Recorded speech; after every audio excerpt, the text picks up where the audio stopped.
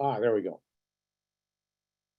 Hey, everybody. This is Harvey Sluggo Wasserman back with you for the 140th count of 140 Green Grassroots Emergency Election Protection Coalition Zoom calls.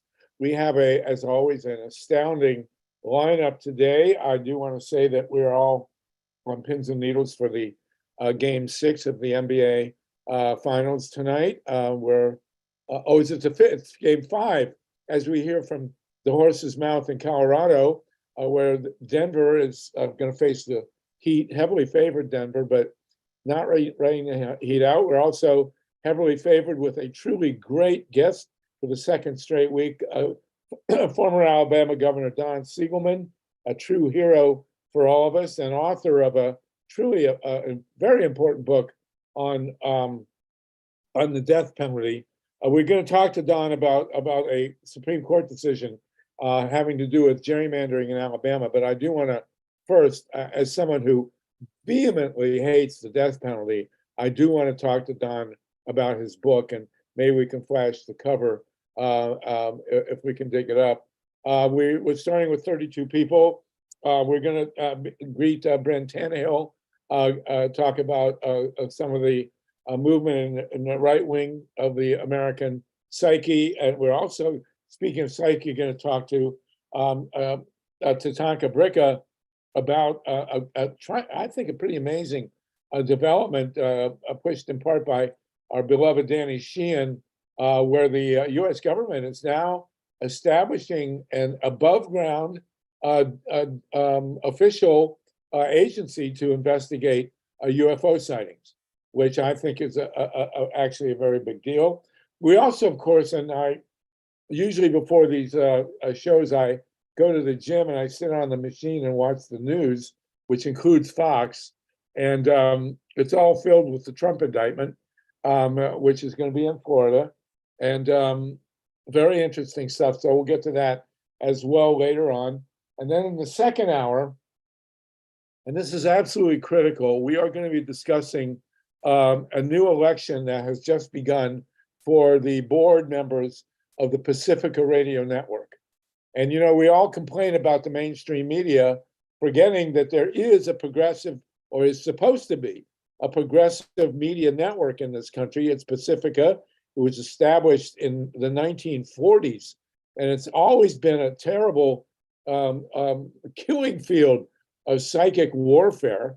The only way to describe what goes on at Pacifica, but we have an election now, and we are desperately hoping to calm the waters at Pacifica and make it, for the first time in a long time, a really productive, progressive, coordinated, progressive media movement. And Myla Reeson, who's devoted countless hours to this thankless task, is with us, and we'll be discussing it in the second hour, along with, we hope, Jan Goodman. And I've repeatedly invited Alan Minsky. Mike, if you can reach out to Alan and let him know that we're hoping he'll join us in the second hour from Progressive Democrats of America, that would be great.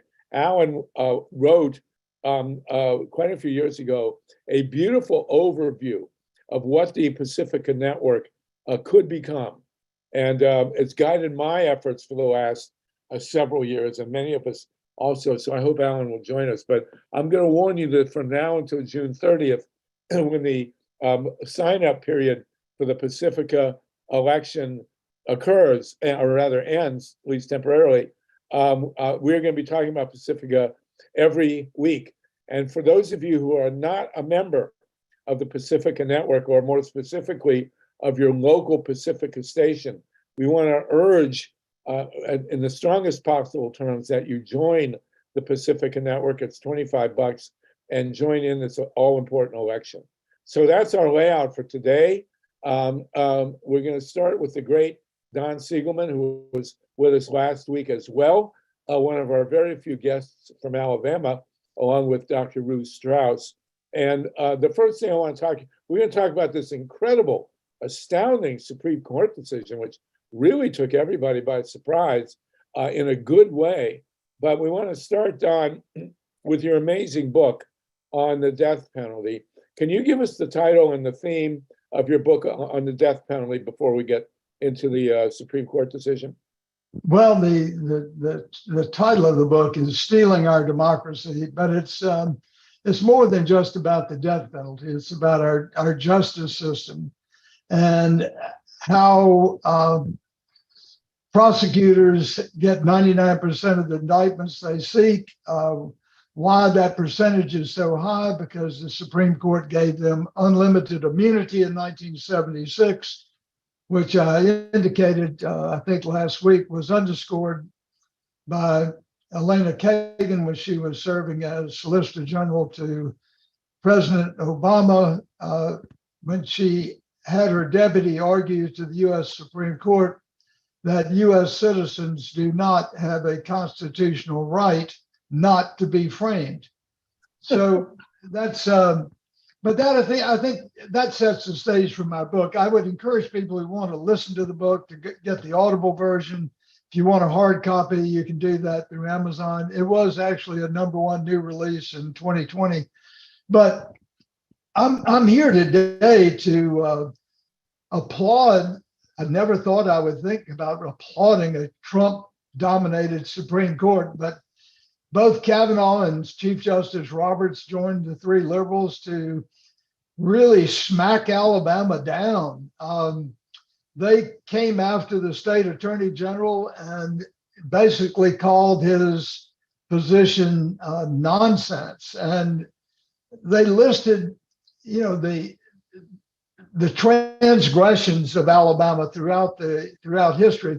But going back to when this country was founded, it would be remiss if I didn't say that the country has a history of suppressing votes, starting with Native Americans, white women or black women for that matter, and blacks. So Alabama was not, we perhaps learned from the master about how to shape elections by controlling who can cast a ballot. But the court in what is called Milligan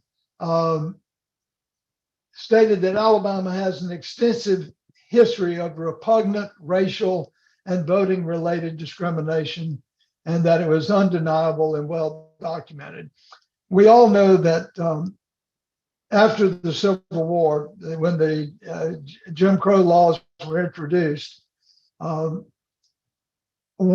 they came up with some 460 laws that if it mostly dealt with something that was considered immoral, like spitting on the sidewalk or touching a white woman, walking on the same side of the street as white people. You could be arrested, your voting rights would be taken away, as well as your Second Amendment rights. They also, at that period of time in 1870, decided that unanimous verdicts could not be tolerated any longer, because freed slaves could end up on a jury and one black could block the execution of somebody they wanted to kill. So they came up with a new theory of how to hold people accountable for capital murder, and that is, or to receive the death penalty, and that was by a non-unanimous jury. That gets to the heart of my complaint about the death penalty in Alabama. So I'm going to digress just a moment again and remind you that we have 115 people on death row in Alabama who were sentenced to death by non-unanimous jury recommendations. So we're still using this relic of the Jim Crow era to sentence people to death in Alabama. We also have 31 people on death row who are there by what's called judicial override, where a judge, rather than a jury, sentenced the person to death. So any help you can give in straightening Alabama out would be appreciated. But the Supreme Court, back to the Milligan decision. The importance of it, as I see, is really twofold. One, it opens the door to a new black congressional district in Alabama, but applying those same arguments that were used in the Alabama case to Georgia and Louisiana, it means as a practical matter that we could see at least 3 new Black Democrats join the House in 2024. That may not, but it could tip the scales of power in the House of Representatives. The second thing about this opinion, of which I am encouraged, is that it could be applied. It could be applied to lower courts. For example, in Alabama, we have 9 people on Alabama's Supreme Court. They're all white. They're all Republican. 1 is a female. Alabama is over 50% female, so arguably over 50% of those justices should be female. And of course, about a third of the state is made up of minorities. The largest block, of course, is African Americans. So we should have at least 2 African Americans on Alabama's Supreme Court. The last time we had that was when I was governor. We had 1 justice who had just been reelected, and I appointed the second. Both of them were defeated by Karl Rove in 2000, and we haven't had another Black on the Supreme Court since 2000.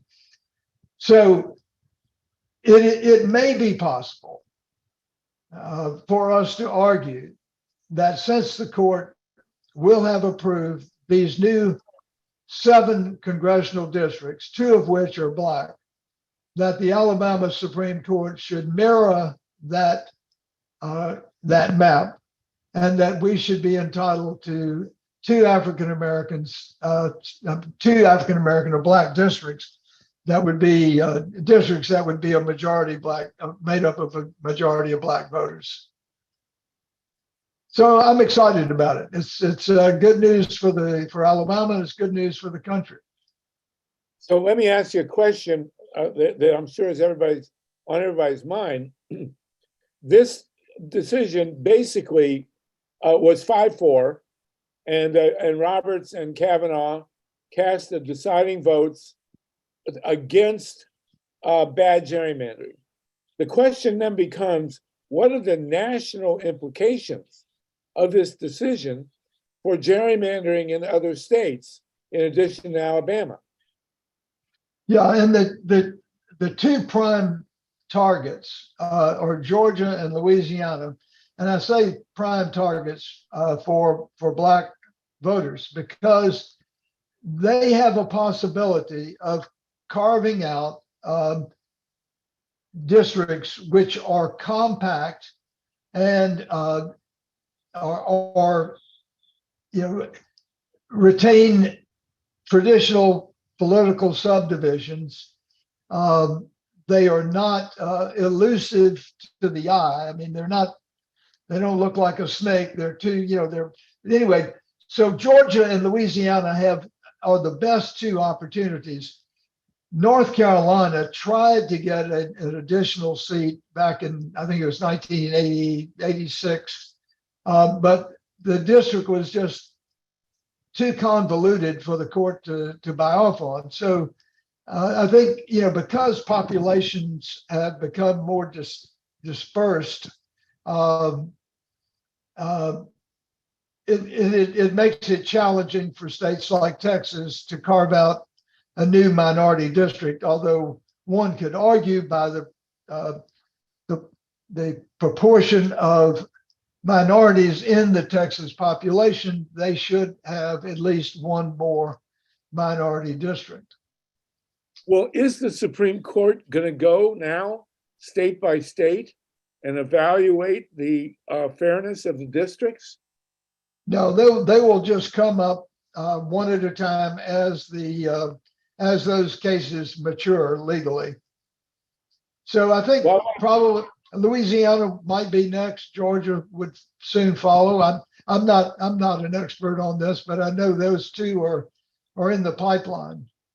Well, I want to point out also Tennessee has historically had a district which was primarily all of Nashville. And they just broke, and it was, of course, black. Although actually it was just liberal. I mean, I think they had a liberal white congressman representing the Nashville district, and they just trifurcated that district. In other words, they divided it into three separate pieces and made all three Republican. So I wonder if Nashville is in the pipeline also to be reevaluated, and who will do the reevaluation if it's mandated by the Supreme Court? Well, it would, the case would have to be brought in a district court. It would be appealed to the circuit court and then make its way to the Supreme Court. But each state would travel separately to the Supreme Court. Wow. Well, is the Supreme Court going to take up each state individually, or are they going to just refer it back to a lower court? Well, they would, I mean, they could do either. I mean, but, in Alabama's case, there was a 3-judge panel that ruled against Alabama. It was appealed by the state attorney general to the Supreme Court. And, we saw that Kavanaugh and Roberts joined the three liberal justices and ruled in our favor. But, again, each of these districts are going to have to comply with certain criteria, which is, it's got to have a substantial and cohesive Black political power structure. There's got to be proof to the Supreme Court, to the federal judge that, that Blacks vote in great percentages for their preferred candidate. In Alabama, for example, it was over 92%, I think, 92.4% for a preferred Black candidate. And it has to be in a district where the white majority can squelch that. And of course, that has been the case in Alabama, and the case in Louisiana, and the case in Georgia. So, I think we can expect a new CD to be carved out of Atlanta, and one to be fashioned out of Louisiana. And they both are in the pipeline and on a timetable that would possibly allow them to be settled before the 2024 election. Well, this is a huge deal. I want to point out that in Ohio, we had two popular referenda demanding an end to gerrymandering. The Ohio legislature drew up a completely outrageous map and defied the wishes of the popular vote. They sent the map to the Ohio Supreme Court, which had a Republican majority, but the Chief Justice of the Ohio Supreme Court, Maureen O'Connor, threw out the gerrymandered map from the Ohio legislature, and then the Ohio legislature refused to meet her demands for a fair map. And it's outrageous. And I don't know if that's going to go to the Supreme Court either, Well, it should. It should. And, I think this ruling has given a lot of people an opportunity to evaluate some of these older cases and try to figure out a way to get them up to the Supreme Court, because I do think with Kavanaugh and Roberts joining the Democratic justices, that we have a chance to see some reforms. For example, I'm going to go back to Alabama. We have not. I don't think we have ever had, since Reconstruction, since the late 1870s. I don't think we've had a Black on Alabama's Court of Civil or Criminal Appeals. The only 3 Blacks we've had on the Supreme Court, all 3 of them started out by being appointed, and one was reelected. But, so it is very difficult. And in fact, the Supreme Court commented that in Alabama, a black has zero chance of being elected statewide.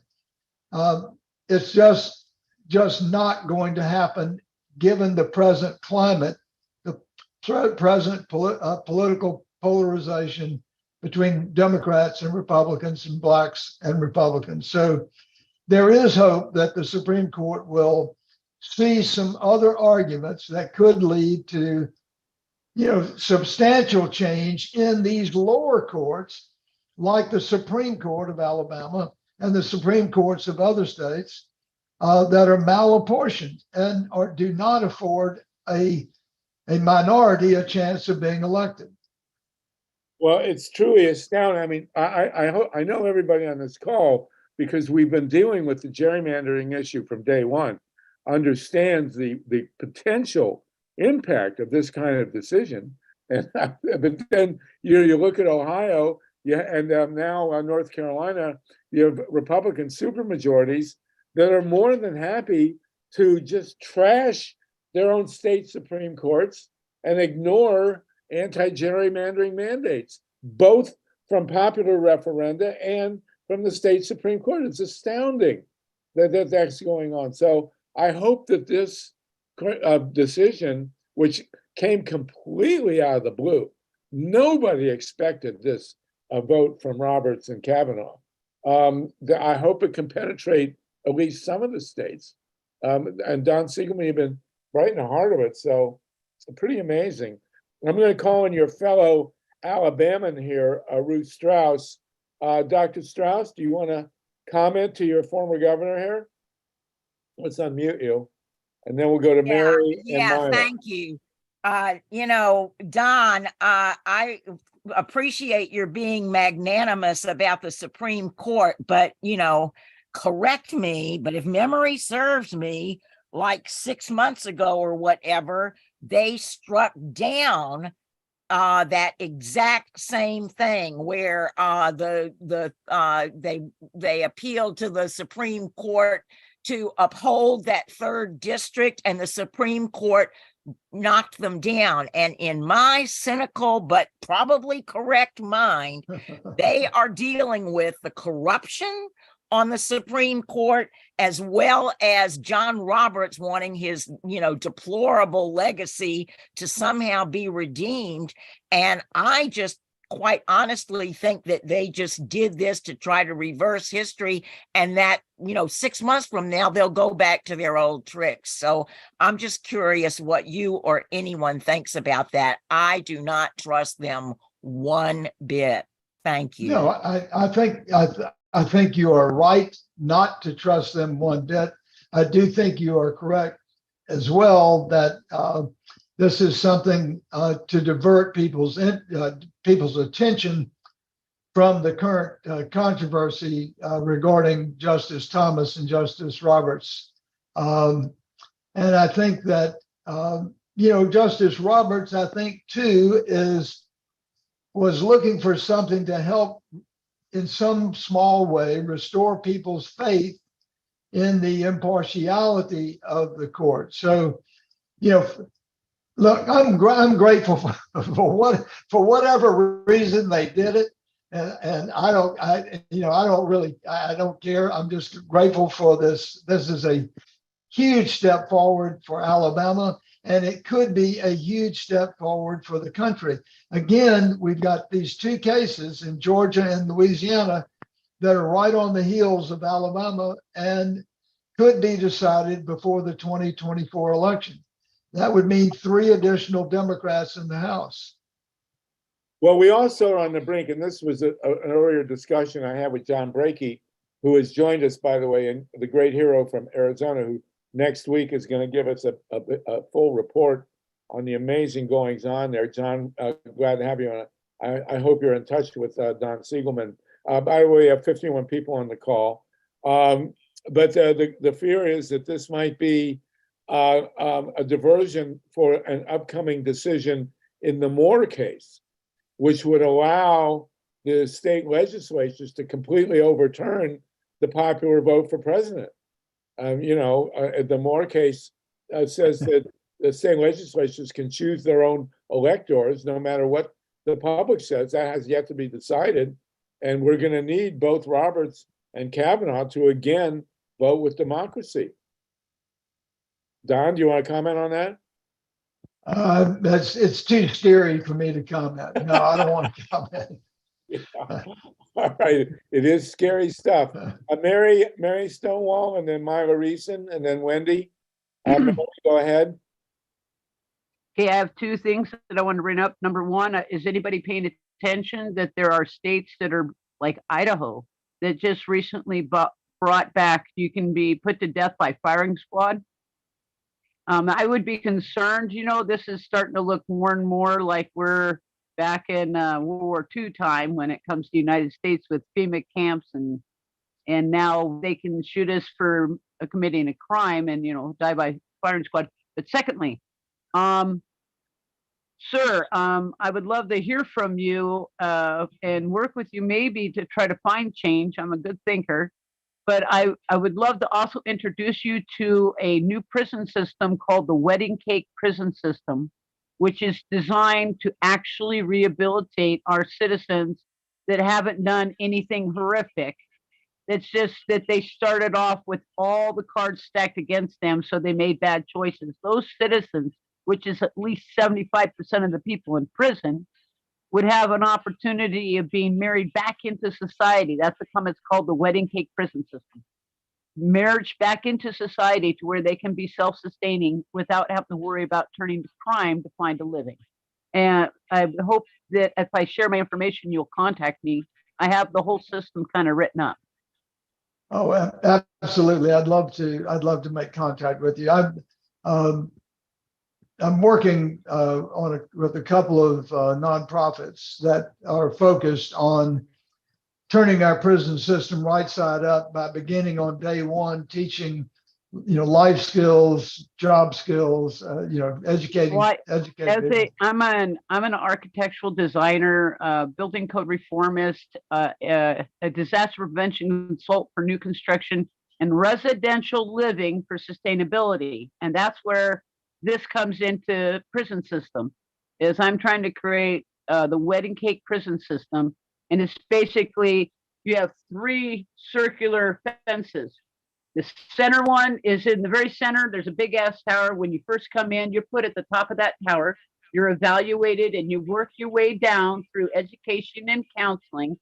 When you reach the bottom of the tower, you go in the second ring of the prison, which is basically apartment complexes. And there's 4 to a unit. They all have to be in charge of keeping them clean. It's a really neat system. But anyway, I know we're not going into all that. Sorry. Well, that sounds like something we could. One system I've designed to where when a person gets. Mary, that sounds like something we should have a separate session on. It sounds really good. And I will say that given his horrendous upbringing, it sounds like we could actually apply it to Donald Trump to see if we could cure him of his sociopathic illness there. But let's have a separate section on that. It sounds very good, Mary. Thank you for that. Much appreciated. Myla Reason and then Wendy. Just quickly, I'm just wondering if you can speak to the racial disparity with respect to the death penalty. And did you say that there were a number of people who were sentenced to death in Alabama right now? Or were you speaking about a national statistic?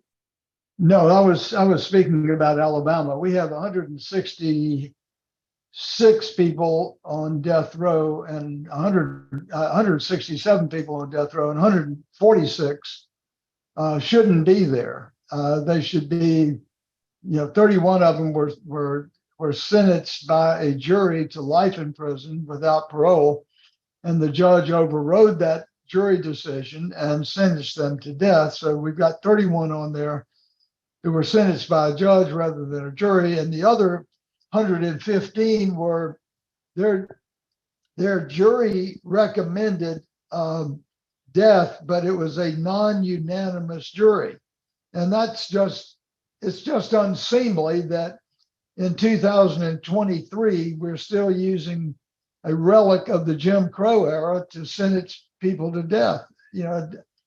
So, and of course, Ron DeSantis just recently lowered the bar in Florida. Alabama has a 10-2 non-unanimous jury that can sentence someone to death. In Florida now, it is 8-4. So it's even more draconian and more prone to error. So That is astounding. That is really terrifying. And what about the racial disparity? Did you? I did not touch on that. Alabama's we definitely have more people on blacks on death row proportionate to their presence in the population. But it's, if you look at the racial disparity, where it really comes in is through where it's shown is through a Death Penalty Information Center study of 2021, where they found that for every 8.3 people executed, one was exonerated. One person exonerated for every 8.3 people executed, which means we get it wrong about 12% of the time. Of those people exonerated, 80 some odd percent was based on prosecutorial or police misconduct. And of those people exonerated because of police or prosecutorial misconduct, nearly 90% were Black. So there's a huge racial disparity when it comes to prosecutors targeting Blacks for crimes they didn't commit. I really hate the death penalty. I don't understand. I've said this before and I'll say it again. I don't understand how people can claim to be pro-life in their opposition to abortion, but at the same time support the death penalty. It is just so far over the top in my world that I don't get it. Don, you're really great. Wendy Lederman, you had your hand, Wendy? Thank you. Yeah, just on that point exactly. I mean, one thing that might explain it, at least in Florida, you mentioned the Jim Crow, and I'll say on Saturday there was Nazis with swastikas actually rallying at the entrance of Disney World, waving Trump and DeSantis banners and swastikas, like real Nazis at Disney World. So that really cuts to the heart of what's going on here with it's all a show, the whole pro-life thing. And the gerrymandering here, we have 8 Democratic districts and 20 Republican districts that went basically unchallenged when DeSantis drew his own maps. I guess last year, like the Dems didn't really do anything. They had a court case, but they botched it so bad that it was almost like, who are you really working for? I just wanted to make those points. But what I raised my hand for, and it was actually before John Brakey logged on that I raised my hand, but I caught you on Flashpoints with Dennis Bernstein last Thursday. I was actually on just before you talking about stand your ground, which in a sense is like the death penalty without even being charged with a crime. So we had a really bad murder here in Florida last week. But I was really pleased and I'm very appreciative. So I wanted to thank you for raising the point that we had talked about last week with the transparency and having a universal system to be able to audit the votes to prevent another fraud, which I don't know that people really understand that that's the way to do it. So I just wanted to make sure that you and John Brakey were in touch with each other, and he got on the call after I raised my hand. So please connect with each other, and if I can help in any way, I'm more than happy to. Thank you so much, Governor, for being with us again. Thank you. Thank you, Wendy. So we have Robin Harper. Robin, let's get you unmuted here. There you go. Go ahead, Robin. Yeah, well, I think the death penalty is obviously extremely cruel and unusual punishment. People are tortured in jail for decades, wasting millions of dollars, and then murdered, and a lot of them innocent. And I wanted to mention that one reason this keeps happening is the most narcissistic and sociopath personalities that, they think they're great and they love to punish other people. They go toward the police force and the prosecutors, and they really enjoy it. It's like, oh yeah, these bad people, I got to punish them. And personality is like 50% genetic, and so they kind of can't help it. So isn't that one reason why we have this serious problem? It's a good question. Don, you want to speak to that? No, but I do have to go. But so I look forward right. to staying in touch with you guys. And please, please email me. You've got my email address. So I'll look forward to working with any of you on any issue on which we can find common ground. Well, thank you, Don. It's really an honor to have you with us, and we'll kind of keep coming back to you, but especially on this gerrymandering case, which really goes to the heart of our democracy.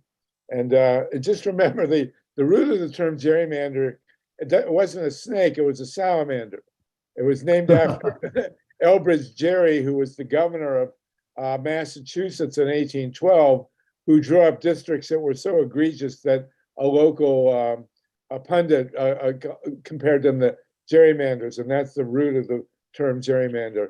And to just conclude that history is always funny, the first openly gay congressman in the U.S. House turned out to be Elbridge Gerry's great-grandson, his name was Jerry Studs. And so there you go. What goes around comes around. Thank you so much, Don, and we'll see you again. Take care. Okay, we're going to move on very quickly. Oh, Ray McClendon has joined us. Ray, the political director of the Georgia NAACP, has joined us. Actually, very quickly, Ray, we're going to go to BRYNN TANNEHILL in a minute, but and we have 53 people with us. Ray, I wanted to ask you, Ray McClendon, are you with us? Yeah, I'm here. So you just missed Don Siegelman, the former governor of Alabama. We were talking about this Supreme Court decision of overturning the racist map in Alabama, preventing a second black district. He mentioned that it may apply to Georgia. Absolutely, he's absolutely correct. Can you comment on that? What do you see the impact of this incredibly unexpected Supreme Court decision to have on gerrymandering in Georgia? Well, it certainly will have repercussions in Georgia as well. We believe that it will certainly impact the case. We had a similar case that was left in place where the district court had ruled that maps were unfair, but they were left in place because they were too close to the election. They did not receive a stay from the Supreme Court, and therefore it was allowed to play out. To give you as an example, Lucy McBath, who is a Democrat, was my congresswoman until they gerrymandered the map and put us into a different jurisdiction to put all of the black people that had been primarily in her jurisdiction into one with Hank Johnson, which is overwhelmingly a black district. That meant that Lucy McBath then had to go and run against another Democratic congressional candidate. She won, but the Republicans were able to pick up a seat. So that is definitely at least one seat that was lost based on gerrymandering here in Georgia, and can be potentially overturned now that this case has been brought forward. So what will the process be? Is somebody going to redraw the map of Georgia to conform with the well, now that the case has been on appeal, and now that this case has been won in this way, we're hoping that the ruling will impact the appeal and allow for the require that the maps be redrawn in Georgia. I think the same thing is going to go on in Georgia as well as in Louisiana and maybe one other state. But it'll have a big, potentially a great impact on the congressional races in 2024. Wow, well, that's something we're really going to have to follow. That's a very big deal. And exactly. I don't know what happened. Well, I mentioned before, but you came on, there is a fear that Roberts and Kavanaugh have done this to lessen the blow when they turn around on the Moore case and rule that the state legislatures can overturn the popular vote in the electoral college. That's something that we're not sure about. Yeah, that could be the case, but we'll take this victory for right now because we could pick up between 3 and 5 seats just on this ruling alone going into 2024, all other things remaining equal. So this was a big win for us, especially here in the Southeast. Yeah, well, clearly, if it follows through, there's a very similar fight going on in Ohio, as I mentioned, certainly in Wisconsin. So we'll see around. And also Louisiana. Wow. All right, a very big deal, and it's hard to explain what Roberts and Kavanaugh are thinking, but let's hope it's a trend, and let's hope it carries through the Moore decision. Maybe they do have a conscience, Sluggo. Well, I guess it's because they weren't invited to those private flights with Clarence Thomas. They probably got right. Right. All right, very good. Dorothy Reich has a hand. Then we can go to BRYNN TANNEHIll. Dorothy, go ahead. And we're joined by Dennis Bernstein. Dorothy, are you in? Yeah. Okay. So I'm just going to say that it looks like New York might be actually redrawing their lines to do a little gerrymandering, and we could pick up a lot of seats in New York if they would just a little teensy weensy, because we lost 4 seats there. Yeah, Julie Weiner is on with us, and Julie, if you want to raise your hand, if you want to comment on that, Julie is in New York. Also, Ron Leonard. I think that the problem in New York is that the Democratic Party flunked their basic intelligence test and did probably the dumbest mishandling of redistricting in the history of the country. But we'll get to that in a bit. I want to remind everybody that Ron Leonard has said from New York that they lost 4 seats in New York because of gerrymandering. 4 seats is a lot of seats, and that was not expected, as you'll recall. So I want to remind everybody in the second hour, we're going to be talking about the Pacifica Radio Network, and I want everyone to please join Pacifica. We will provide the link, and it is absolutely essential. We're in the middle of an election that can completely reshape and give us an actual progressive media network in this country. Okay, BRYNN TANNEHIll, you are going to update. You're going to segue with some of the stuff that Don Siegelman had to say and give us some updates. If you can go ahead, please, we appreciate it. All right, can you see the screen that I'm sharing? No. Let me go ahead and share it. There you go. Okay. Can you see it? Yeah.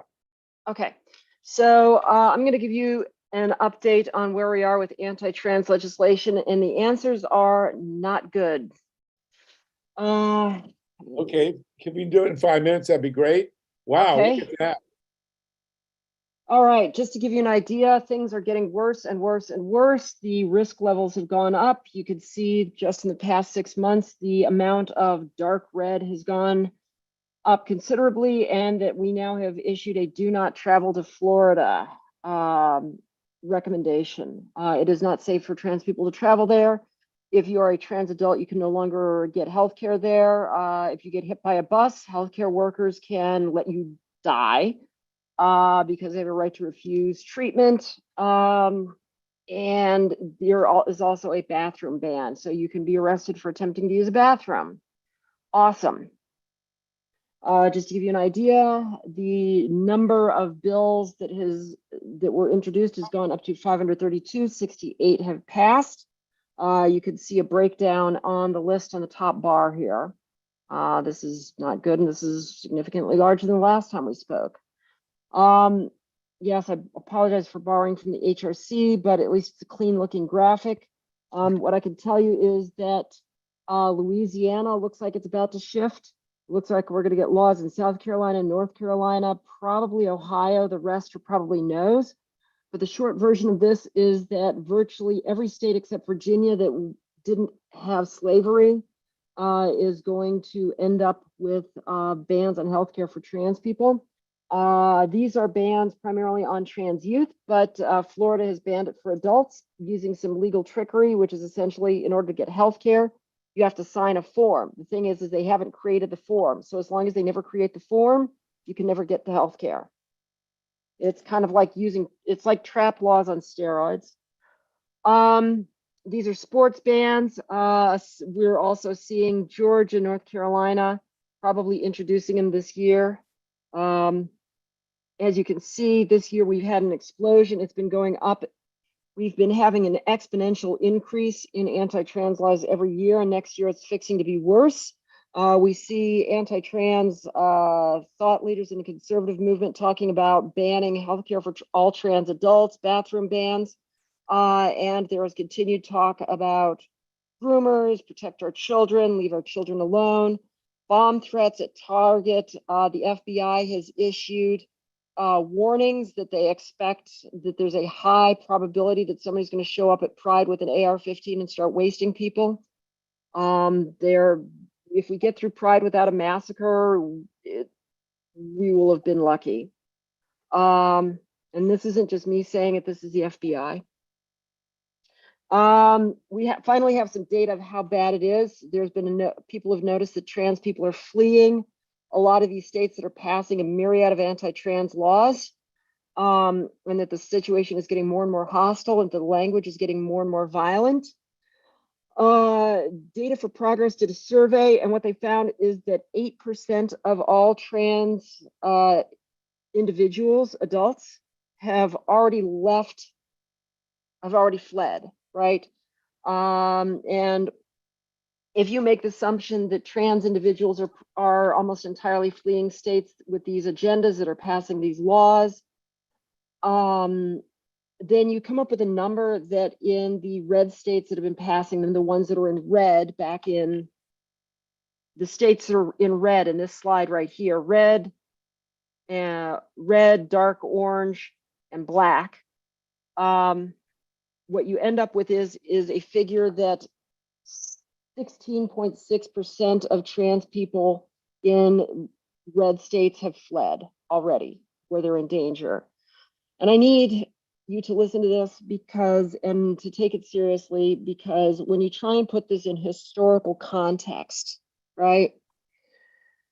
If you look at what percent of German Jews fled in 1933, the first 11 months of the Third Reich, German numbers say 7.6% left the country. By the end of 1934, that number had risen to 13.3%. Compare 16.6 versus 13.3. We are seeing the trans community fleeing red states at a rate that is commensurate with the first 2 years in the run-up to the Holocaust. Nobody is listening to the trans community, but trans people know what's going on. Trans people understand what is happening. Trans people understand just how nasty the rhetoric is, how violent it is, how exterminationist it is, and how hard the government is coming after them. They're afraid. They do not see a way to maintain a viable presence in these states, particularly due to gerrymandering, or simply the fact that these states have a long, wretched history of oppressing, killing, murdering, enslaving, and segregating people. They are leaving at a historical rate that should make anyone who is looking at this make their blood run cold. You might not want to believe me, you might not want to believe anything else, but the stats don't lie. Trans people are fleeing at a rate. We've known this for a long time. We've known this is a problem, but now we finally have a number that helps us put a scale on this, put a measure on it, quantify this, and compare it against historical benchmarks. And when we compare it against historical benchmarks, we are in the worst case scenario trajectory.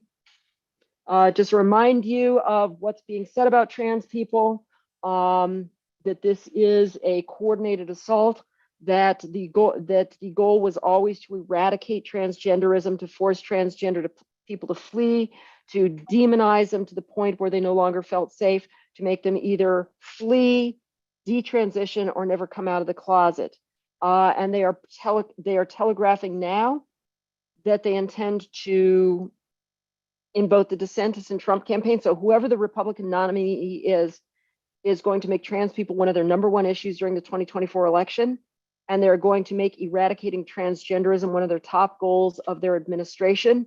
And here's the scary thing is that they are going to have a lot of options on the table with their administrations, from kicking trans people out of the military to preventing them from serving in government, yanking their clearances, having whoever they put in charge of the FDA make it illegal to prescribe hormones to trans people, even if they've been on them for years and need them for their health, by basically withdrawing any sort of approval for off-label use of hormones for treatment of trans people.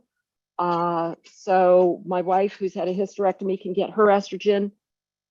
I can't, right? Even though we both have the same endocrinological problem, which is we don't produce our own endogenous hormones.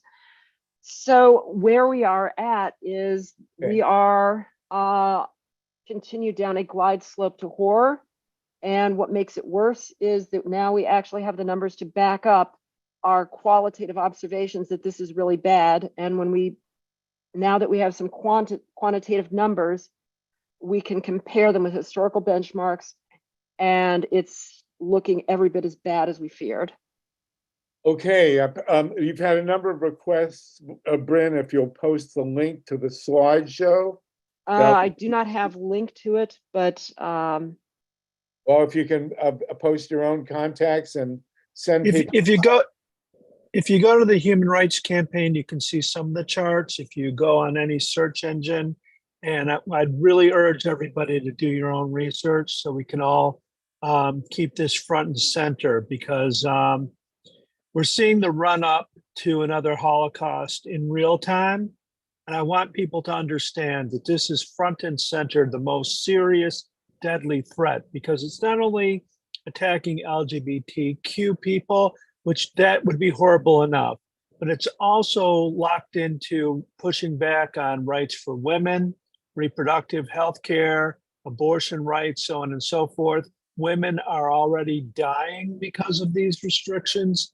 We are being killed by right-wing ideology. And this is a fight that we're all being drafted into against our will by extreme militant elements of the right wing. And this is part of a strategy that they're using, very similar to the run-up to World War II, where the Nazis scapegoated Jewish people, gay people, Romani people, disabled people, and various others, blamed them for the ills that were plaguing society, exactly as the right-wing, Fox News, many other right-wing outlets, Trump, DeSantis, on and on and on, are blaming critical race theory, wokeism.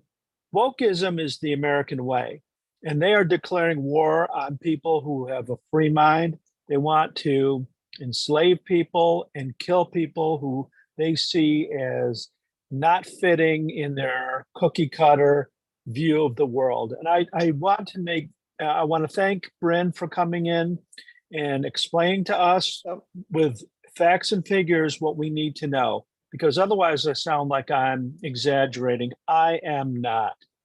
So If we don't do something about this right away, we're going to look back on this and wonder how we let a Holocaust happen in the United States. So for the people asking for where the data comes from, first slide with the map of the US in red and blue comes from Erin Reed. She has the website Erin in the Morning.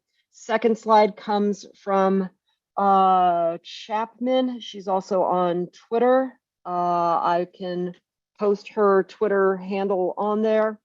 Okay. She has been tracking it. The next slide comes from the Human Rights Campaign. Next slide with the sports bans comes from the Movement Advancement Project. Next slide is a reworking of a CNN article from April of this year, but the number of anti-LGBT bills was too low. And the last one, these charts come from a recent poll by Data for Progress. Wow, thank you for that research, Bryn. Very powerful, very important. If you can clear the screen, we can see who else may have a hand. We have two people up. That is a great presentation. Thank you very much. We have 61 people on the call. Bryn, I can't see who's Um, raising their hand. If you could, Harvey, I have a question if I might. please, Myla and then John Steiner. Bryn, we need you desperately to run for the Pacifica board. We're going to be talking about Pacifica in the next hour. Are you in DC, aren't you? I'm in Did you DC, say but okay? You would be willing to run? So if it's worth a if you're not, conversation. if you're not, you need to find at least 3 people who will. So Yeah, I'm you could, we're pretty desperate. I hope you'll stick around or have a conversation with us later about it. But I hope that you're a member of WPFW. You are in DC now, aren't you? Are you based in DC? yes, I am. Right. So so you'd be absolutely perfect for the board, and I hope you are a member of WPFW. If not, you have a few days to join with a minimum of $25 in order to be eligible to run for the board. and that Ray McClinton, I want to mention, you're in Georgia. We do have a Pacifica station in Atlanta that needs support as well. We're in the middle of an election campaign. We're going to be talking about that in the next hour. It's $25 to join Pacifica, and then you get to vote in the upcoming election. You need to join before June 30th. So Ray, we need to talk about this amazing resource of all these local stations tied in to the Pacifica network. And this is a time of decision. We're going to be really on this case for the next month. So Ray, I hope you'll pay attention. And all of you in various locales around the country, you do have Pacifica stations in your backyard. So please join in with us. Julie Weiner, you're in the area of WBAI, and we would like you to check in with us in the next hour. I will say we're at near the end of the hour. My listeners at the Green Power and Wellness Show at the Progressive Radio Network, we're going to be leaving you momentarily. If you want to join and hear the rest of the show, the second hour, especially talking about Pacifica, go to electionprotection2024.org. Electionprotection2024.org. Julie Weiner, go ahead, please. Yes, I didn't raise my hand about Pacifica. I raised my hand because you were asking about New York Yeah, go ahead. politics. Please. Tell us about New York. And Bryn, that's an incredible presentation. Thank you. But go ahead, Julie Weiner. I'm quite concerned about the direction the Democratic Party in New York State is going right now. In my town, Yonkers, the mayor changed from being a Republican to a Democrat many years ago, and has been putting a lot of his people on the Democratic committee, and they appear it looks as though they may be able to succeed in nominating a very conservative judge who just, he switched party. He virtually openly admits it was just for convenience. It was an opportunistic switch to the Democratic Party so he could get nominated for this Supreme Court position. He's has made a couple of really ugly anti-union decisions. One upheld, I'm sorry, I can't remember the details, but it's not clear whether the progressives will succeed in keeping him off the Supreme Court. And then there's another game going on in the city of New Rochelle, where the Democratic Party of Westchester made what was until a day or so ago a mysterious $60,000 contribution to a candidate who is supposed to be a progressive. She's running against a white man, which is supposed to be bad. I mean, if you're supposed to be bad if you're a white man, I don't think Damon Maher is a bad candidate. I appreciated when he was on the county legislature that he understood the issues with voting machines and had the strength to stand up against the pressure to vote for a machine we don't regard as particularly. Right, Julian, you just had a major. Anyway, okay, so mysterious $60,000 contribution to a primary candidate in the Democratic Party primary for mayor of New Rochelle turned out to be from a local developer, Capelli. Well, what else is new? They know him too. Yeah. So anyway, so so what deal was made with this wonderful progressive to make sure Okay. that the developers Julie, interested. we want to talk with you next week about the voting machines in New York. So if you'll join Yeah, us. we didn't, we did win our bill in the Senate, but it failed in the Assembly, but we hear they're going back to work. So maybe we still have a chance, but All right. again, the influence of the lobbyists is very strong. If you'll update us next week, and please stay on. Happy to. We I do will. need you in New Sure. York to be on the WBAI board. So if you'll talk to us in the next hour, we appreciate it. Jan Goodman has joined us. She's going to be part of that discussion. John Steiner, you had a hand, John? Yeah, Bryn, thank you. Thank you doesn't even do justice to what you've been doing all these years. Can you send your slideshow to either Harvey or Mike as an attachment, and then you all could share it with the rest of us? Is that Yeah. doable? I can do that. Great, please Great. do. Great. Okay. Thank you so much. Bryn, thank you for that presentation. No problem. I did want to, I had talked to Tatanka Bricca about making a presentation briefly on the UFO situation with the federal government, which is quite astounding, actually. Tatanka, can you, before I say something that's wrong, Tatanka, can you tell us what's happened with the UFO situation in the government? Sure, and I can spend more time next time, but on 2 days before Christmas, Biden signed into law a law that came out of Danny Sheehan's work with Luis Elizondo, who found him between 1.5 years and 2 years ago. He was working within the Pentagon, the person to report from the Air Force and other branches of the military on any updates on UFOs and ETs. He was prevented from doing his job. He quit his job, and then the Pentagon tried to slander him. So he looked and he found Danny. Danny has had meetings inside the Pentagon with the Inspector General and people saying, whenever the nuclear situation and climate gets worse, the ETs swarm Moscow, Beijing, and DC, and the chance for the blame games is too high and for accidental nuclear war. So he's urging them to come forward with what everyone in the room knows is true, that the whole history of the government suppressing this. What that led to was an agreement, and Danny said he'd be willing to help them, and they said, we don't know how to do it. So he wrote the bill. Now, what the bill did is set up an office, a civilian office within Congress, a congressional office, and all aspects of the military, the Defense Department, all branches of the military itself, the Department of Defense, the entire national intelligence community, and military contracting corporations were instructed to turn over everything they know about ETs and UFOs starting January 1st, 1945. And there was a time limit on it.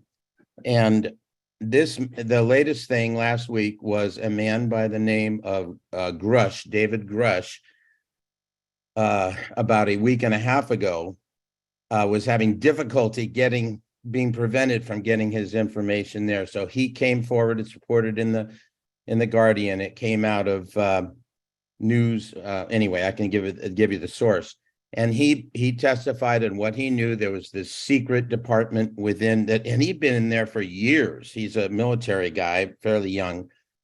And he had about this agency that friends of his have been involved in, and it's been suppressed for all this time. So he sat with it since about 5 years, and then came forward and said he couldn't live with himself. He didn't talk about it. So he came forward, and Danny was on the phone all last week with the Washington Post, with Huffington Post, et cetera, et cetera. They have all the stories. They haven't printed them yet. It's a very explosive issue, because when the people of the country find out that our tax dollars have supported the study of actually several races of people from not from Earth, and that have reversed the engineer craft, and since Eisenhower years have had free energy, which they militarized instead of sharing it because it's our money with the world. When they find out we haven't even needed the oil wars, that's one issue. But the main thing is that they are among us. And so this discussion is just starting, and there are some other people coming, so I don't know about that, but at some point, maybe we can have Danny talk about it. Thank you. Tatanka, this is really interesting, but can you come back next week with a fuller array? Maybe Sure. even this guy, and we'll do a regular presentation on this. Sure. It's a very big deal, and we appreciate it. I hate to jump ahead, but it'll be considered a tease for next week, and we will definitely go deeper into this UFO issue. Okay, great. I just want to say that Danny has been working on this issue for nearly half a century. He's been the attorney of record for many people in that community, so it's something he knows a lot about. Well, if Danny wants to come on, we'll certainly welcome him. So let's deal with that in the next week or two and really go deeper into this. I do want to, as promised now, I have Jan Goodman on. We also have Dennis Bernstein, the great host of the Flashpoints show. It's always great to have you on, Dennis. And you may want to talk to Tatanka about this UFO thing on your Flashpoints show at 5 o'clock on every day on KPFA. But we're joined now by Jan Goodman. I want to explain that the Pacifica Radio Network has been in all sorts of contention for the last 20 years, having sat through a year of KPFK board meetings, which are literally psychotic. I can tell you that the network has been under a wide range of incredible stresses that it should not have been under. And we now have an election going on in which people have to join and pay just for $25, become a member of Pacifica and support your local station. And thereby you get to vote. So Julie Weiner would be able to vote in the WBAI elections, and we hope she would consider running. Nancy Naparco has agreed to run for the board at KPFK in Los Angeles. Milo Reeson is a member of that board, and I've been serving as the chair of the KPFK board, something I said I would never do, but here we are. So of all the people involved, Jan Goodman has taken the heaviest hit. She has filed with a great group called New Day Pacifica that laid out new guidelines, which as far as I'm concerned, legitimately won and then was turned back on a technicality. We're now in court. But the key focus now is that everyone on this call, Paul Newman, who's in LA, everyone on this call needs to join Pacifica. And just pay your $25 and then you get the vote in the election. If Jan or Mila, if you can put the link up where people can sign in, or you can tell us as well, Jan, and give us a brief overview. John Brakey, you have a station in Phoenix. Everyone listening here is within listening range of a Pacifica station. Now, we all complain about the mainstream media. We do have our own media, and it's called Pacifica, but with or without conspiracy theories, it's been put into total chaos. And Jan and Myra have just been working night and day for God knows how long to right this chaos and give us a functioning network. So Jan Goodman, can you tell us what's going on, please? Yes. So I'm just actually putting, hold on one second. Okay, and Myra Reeson, you're with us as well. Wendy Leaderman, I'm looking at you. You have a station in Fort Lauderdale. There must be a Pacifica station somewhere in Florida. Well, I'm not sure. Sluggo, let me just correct you here. Okay. The delegate elections are going to be held at the 5 major Pacifica stations: WPFW in Washington, D.C., WBAI in New York, KPFA in the Bay Area, Berkeley, KPFK in Los Angeles, and KPFT in Houston. There are over 200 affiliates, but they will not be electing delegates in this election that is now underway. And we have a deadline.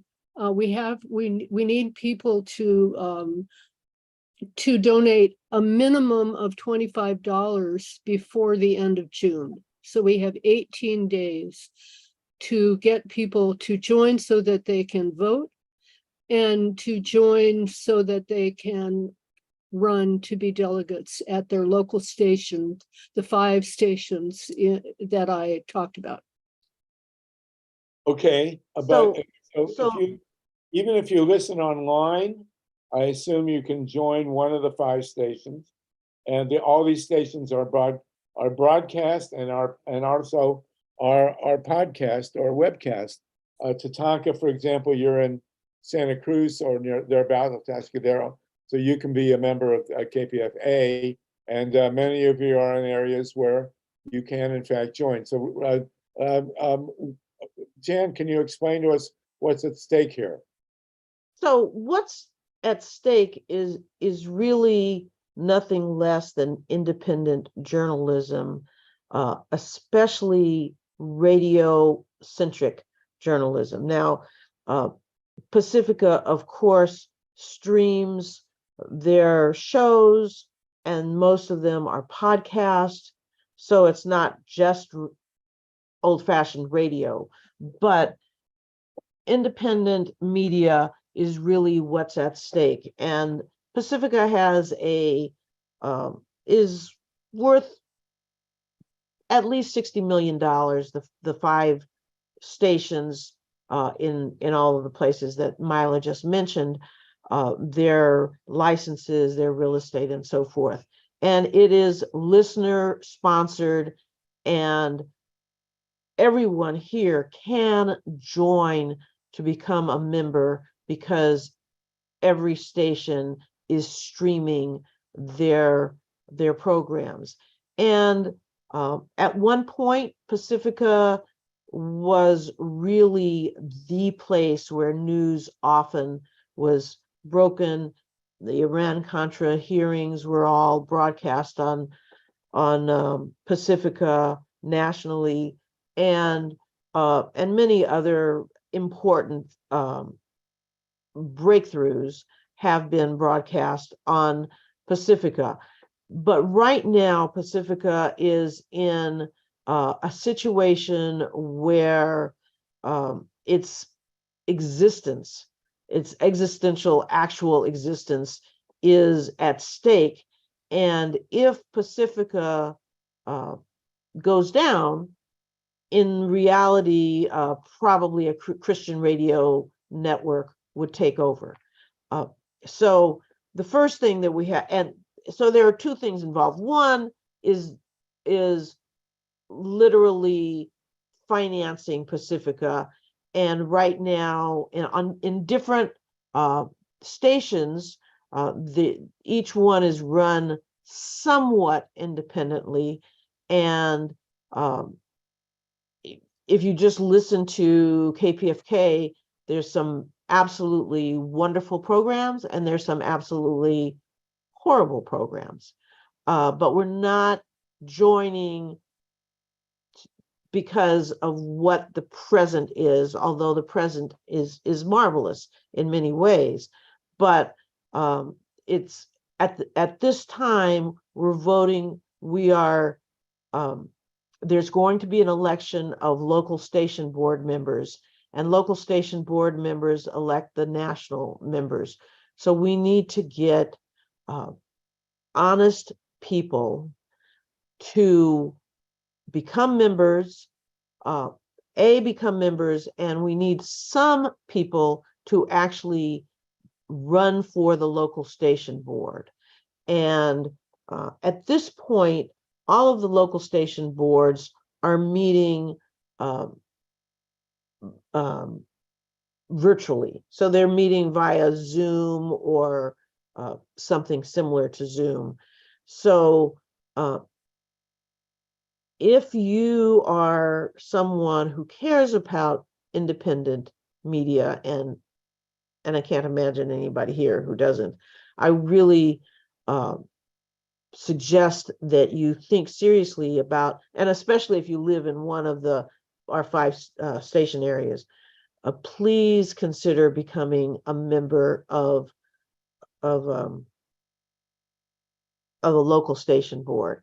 And we have a couple of members. I see Ruth Strauss is on right now, and Right. And Nancy Naparco, Paul Newman. so those of you who may not live in the immediate area, like John Brakey, you're in Phoenix, but you could certainly vote in the KPFK board. You're in LA a lot. Wendy, you're on KPFA a lot. And, you know, you could certainly support and join the KPFA listenership. You know, Paul Newman, you're right there in LA. You have no excuse. You need to be signed up, and we could use it on the KPFA board, as a matter of fact. So those of you, Mike Hirsch, of course, is in DC, and we're expecting or hoping Mike will build us a constituency in DC. Camilla Reese, you're in Connecticut, and we could certainly use you on the BAI board, or at least as a BAI member. So pick Steve Caruso, you can choose between BAI and PFW in DC, but we need everybody to sign up and be a member of the Pacifica board and to vote in this Pacifica election. It's absolutely essential. Yeah, and if you'd like to take a little bit of a deeper dive and find out what's going on, well, of course, I hope we have time for questions now, but you can go to newdaypacifica.org to see what's going on. But I really enthusiastically hope that you will be enthusiastic about becoming a member of KPFK or KPFA or one of the stations to support independent media and to be able to vote, because every vote is going to be extremely important in in helping move the direction of Pacifica in a hopefully in a positive way. And it's only $25 a person, so it's a very small price to be a part of this major collective. Are there any questions? Well, you got Myla Reeson has a hand, and then anybody wants to ask a question, please raise your hand before we move on. But we're going to be doing this every session now for the rest of the month. I will say that I was inspired when I moved to LA in 2017. I hooked up with the great Alan Minsky, who's currently the executive director of the Progressive Democrats of America. And Alan published, and I will get it to you, anybody wants to read it, a brilliant overview of how Pacifica could be a powerful and coherent progressive radio network. And that was before the internet really took hold with podcasting and webcasting and all that stuff. And the potential impact of Pacifica now is way, way greater than it's ever been. But we have to rationalize this network and make it work. And that is a real challenge at this point in time. Myla, did you have a hand, please, Myla? Yes, thanks, Harvey. I just put the correct link in the chat. If you're already a member of any of the major Pacifica stations, you can go to the link I just put in the chat to sign up to be a candidate. And there is there you do have to, there are a few things a few hurdles. So it's probably better to start early and sign up now so that you can complete your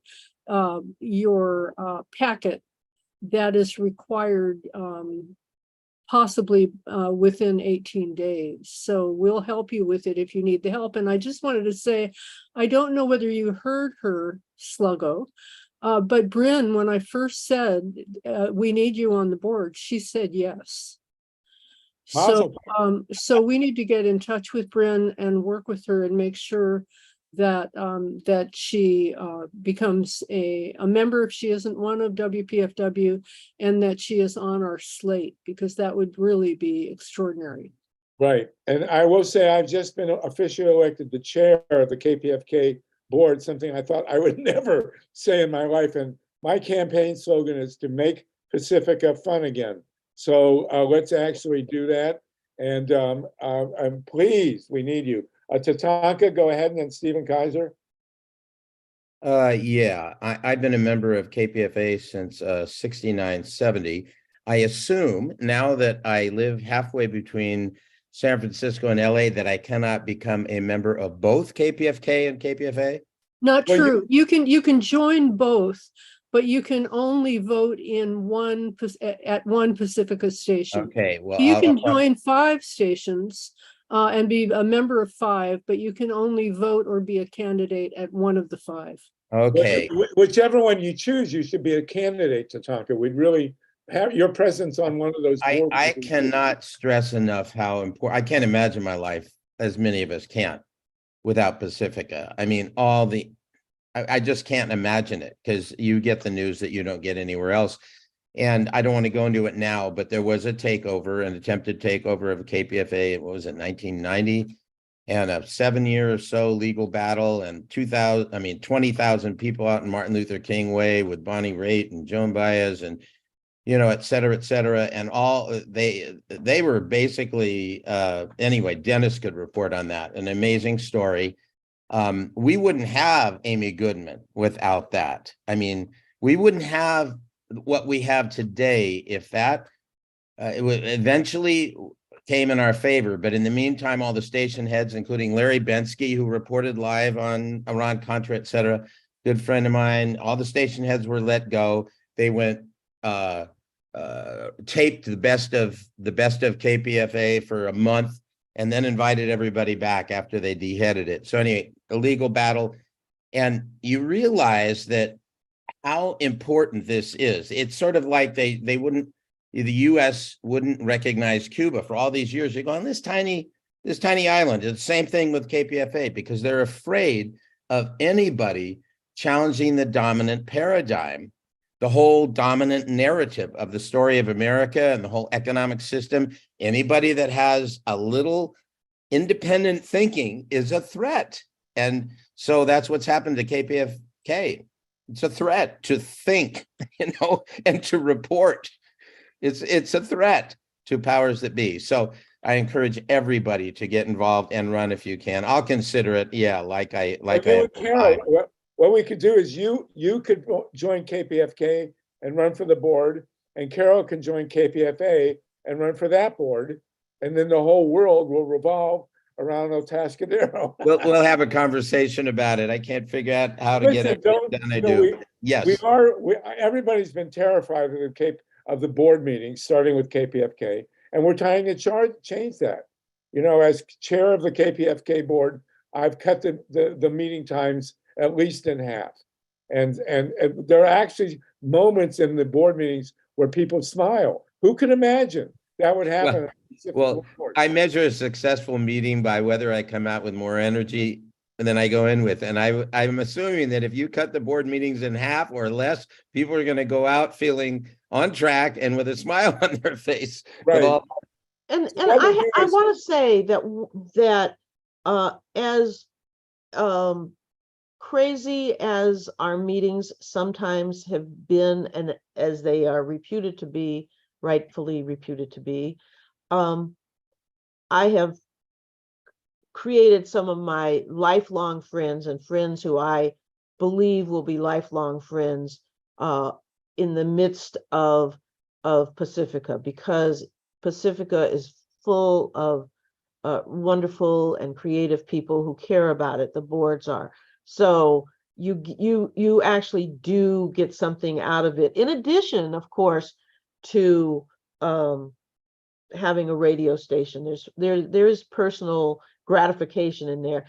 However, I would say you and your wife should both go on the board, run for and get on the board at one station, hopefully KPFK.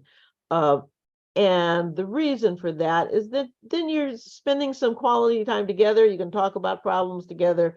Don't think about going in two different ways. I really urge both of you, and if there are any other couples, to think about both of you running. Okay. Right, well, and when you do become members, please email us, and you could just send it to newdaypacifica.org to let us know that you're members, so that we can add you to our mailing list. I also want to say that if there's anything a way I could describe the archives of Pacifica, KPFA, KPFK, It's the people's history of the United States. It's the most complete record, artistic, political, the whole thing. There's nothing like it in the entire world. Right. And John Brakey, you're sitting pretty there in Tucson. You have every right to join the KPFK board, and we would really welcome it. I will say that there has been a description prior to this regime of the experience of being on the Pacifica boards. It's called the Stockholm Syndrome. But if we can get beyond that, it will be really great. Jan, what is the name of the slate that's going to be running in this election? Is it Clean Slate Pacifica? Is that No. New Day Pacifica. New Day Pacifica will be endorsing candidates in Los Angeles. Then in the Bay Area, they have a slate of people that they've been running that has been endorsing people for a long time. Likewise, in Texas, they have a slate that has a different name, but New Day Pacifica is supporting people, and we are actually doing fundraising to help. We need to do fundraising to help pay for a postcard to be sent to support whatever candidates we endorse, and to help pay for postcards and emails in the other areas also. If we can list, maybe Myla knows, or in the chat, the names of the slates at the other stations, that would be really great. If you don't have them this week, we'll get them next week, but we do need them. Stephen, Wendy, and Nancy, please.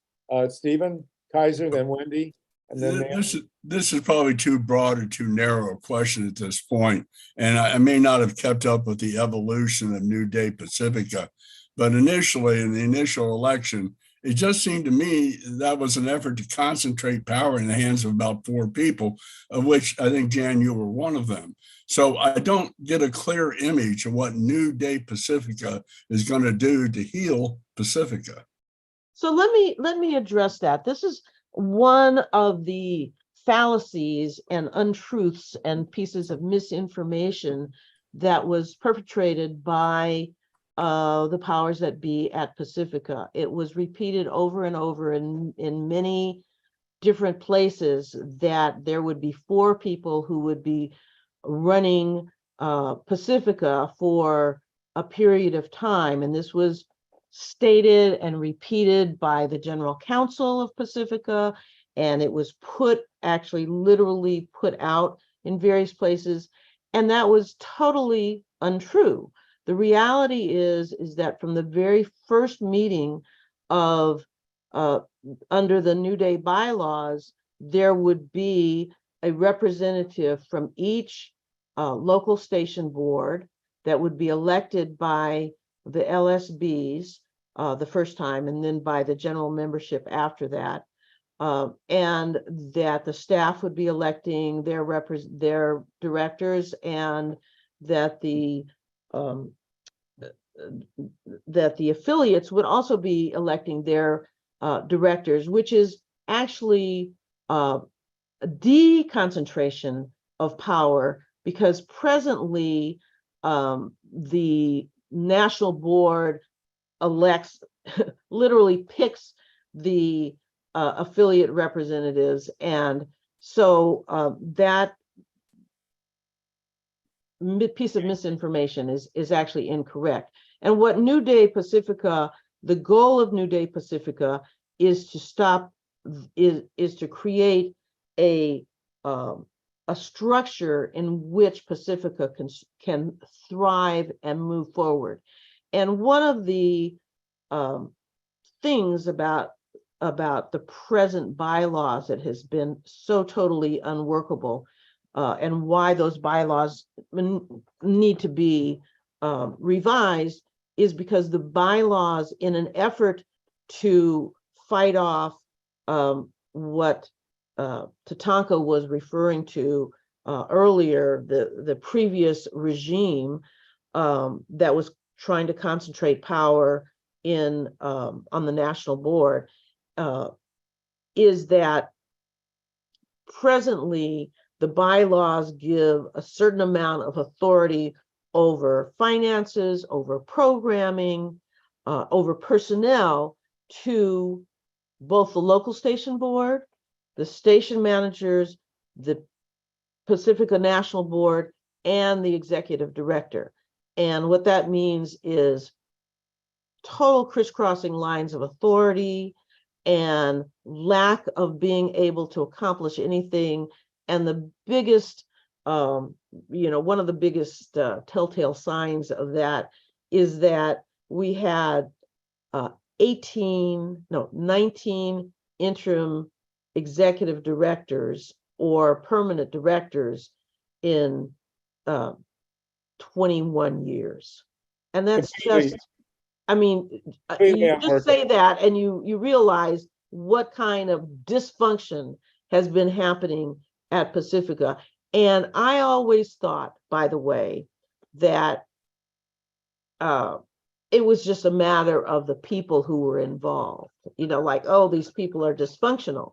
But no, it is actually the structure that is dysfunctional that mandates that all of these different people and organizations be involved in running Pacifica, which means that basically kind of nobody's really in charge. Okay. What we need now is we need now a broader constituency, and it would be wonderful for people like you, Wendy, to join up and sign up, even though you're in Florida. You have been a part of KPFA.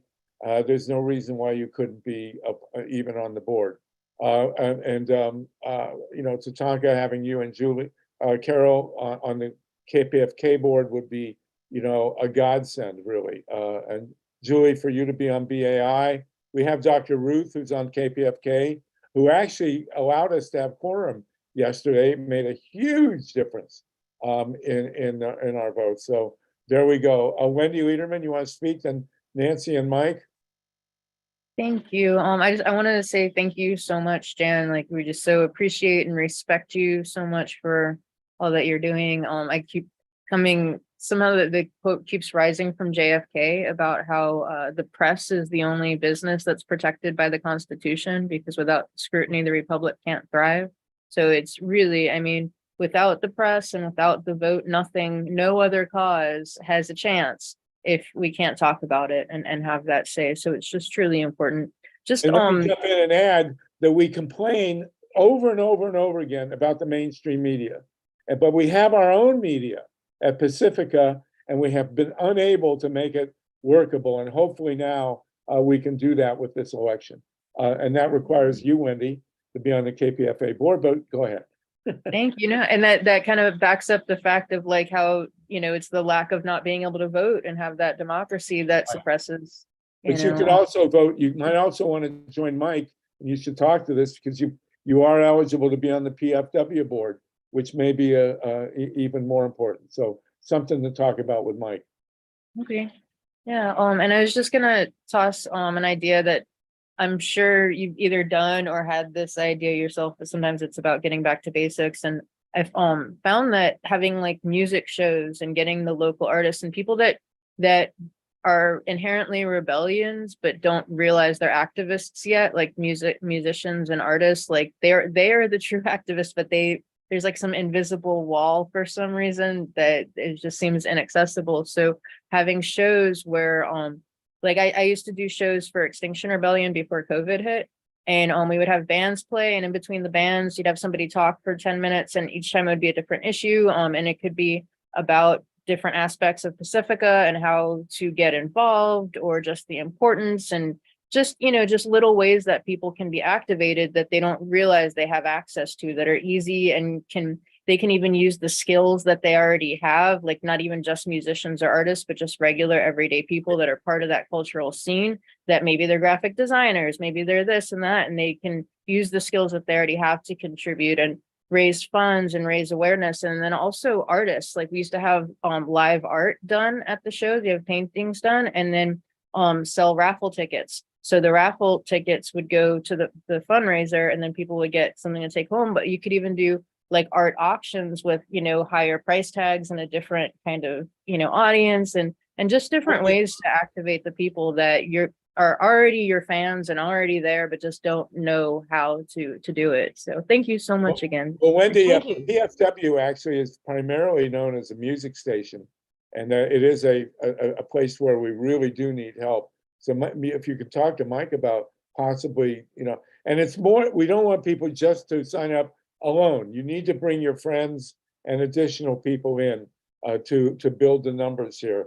And we're going to be doing this every week until the 30th at least. So let's keep at it. But Wendy, great ideas. And do talk to Mike about Dr. Nancy, then Mike, then Dorothy, and then we want to go to Mary Jane Borden, who's got a report from us in Ohio, home of GRN in Columbus, by the way. Go ahead, Nancy Naparco, please. Like Jan said, I think my biggest concern is that Pacifica lost its news department, and it used to be more of a force because of its current event reports. And my biggest thing that I want to say to Tatanka is that I love Jan, I love Mila, I love Sluggo, and so I reluctantly said, yes, I'll run for the board. But Tatanka, if you'll run, I promise you I'll work at it. Yeah, and bring Carol with you, and I promise that we'll laugh at least twice during every KPF board meeting, which is not the case for years. And Mike, when you get rolling at PFW, we think that'll be the case too. Wendy, you would be great at PFW actually as a music person. But again, bring your friends, please. There was a question in the if you donate, can you vote? You have to donate $25 and join. You have to officially join, and it's not that hard. It is online. And Mike, if you can explain a little more, that'd be great. Mike Hirsch. Yeah, I'm not sure if I've joined. I did donate. I need to go through that, make sure that I'm all If you've squared donated, away as far as that concerned. if you Okay. donated to a station, you joined. It's got to be Okay, that's what I thought. $25. Right. $25. Yeah, if you donated $25 each. A minimum of $25, but if you donated to the Pacifica Archives and not to the actual station, then you are not a member of the station. So you have to make sure that you joined a station and not just donated to the Pacifica Archives. There have been some people who have who thought that they could vote in local station elections because they've been year after year contributing to keeping the extraordinary Pacifica Radio Archives going. But you need to make a separate and distinct donation to your local station or to one of the 5 stations nearest you. Right. So John, Or not nearest you, but that you listen to. Yeah. Go ahead, Mike. You were going to say something? Yeah, when I donated, there was a drop-down menu that allowed me to pick which station and which show. I actually went to the WPFW website and I donated. I think they use PayPal, unfortunately, as their processing. But yeah, so I did donate over $25. And for people who have money is tight, at least for WPFW, it'll let you stretch out that donation throughout the year. So that's not what I did. I paid all up front. But Well, if you're going to be a member, you have to pay it. It has to be all finished by the end of this month. Yeah, there's a tight deadline. Right, June 30th is the deadline, June 30th. So bring your friends and run for the board. And hopefully before, because you want to be able to do your application and put together your credentials to run for the board. Is that correct?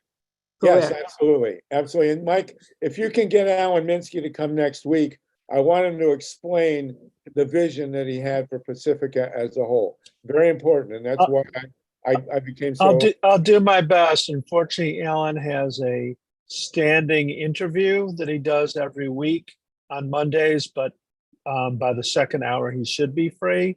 He might be comatose and exhausted, but I'll see what I can do to get him to come, because it is important to put forward the vision that he had. And the reason I raised my hand, and this is a little bit sticky, but I do hear complaints like what our friend raised earlier. There's misinformation out there. And I think that, well, I don't want to go about how the misinformation started, but would it be possible for us to put together an explanation and refutation and debunking of the misinformation? I'll just leave it at that. The Well, but the false point is- information.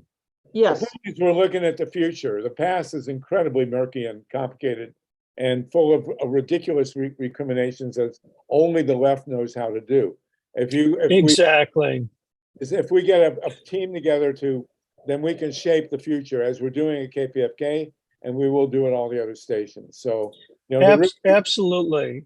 But what I heard in the question earlier on this very Zoom, after we explained what we're trying to do pretty clearly, there were still lingering doubts about the intentions of this reform effort. And I think it's very important for people to understand, and Jen, you mentioned this, but I think we need to underline this and make sure. The current bylaws do not work. They do not work. They're endlessly frustrating for the people trying to run the stations. They're confusing for the local station boards, and it has led to foundation grants lapsing and hiring decisions being delayed and people being kept on as interim for years, including Alan Minsky. It was like, I think he was the interim program director in LA for like 8 years. Yeah, it's like, that's a long interim. Well, that's the kind of stuff we have to change, Mike. I mean, well, that's what I'm getting at. That's what I'm getting at. This is nothing to do with a handful of people who have diabolical scheme to somehow get their favorite songs played on the radio station. It's not about that. Stairway to Heaven. This is about, yeah, right, over and over, and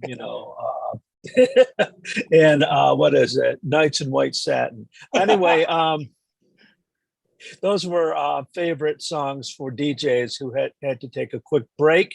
They could put it on there and they get given 7 minutes to go do their business and come back. But anyway, that's neither here nor there.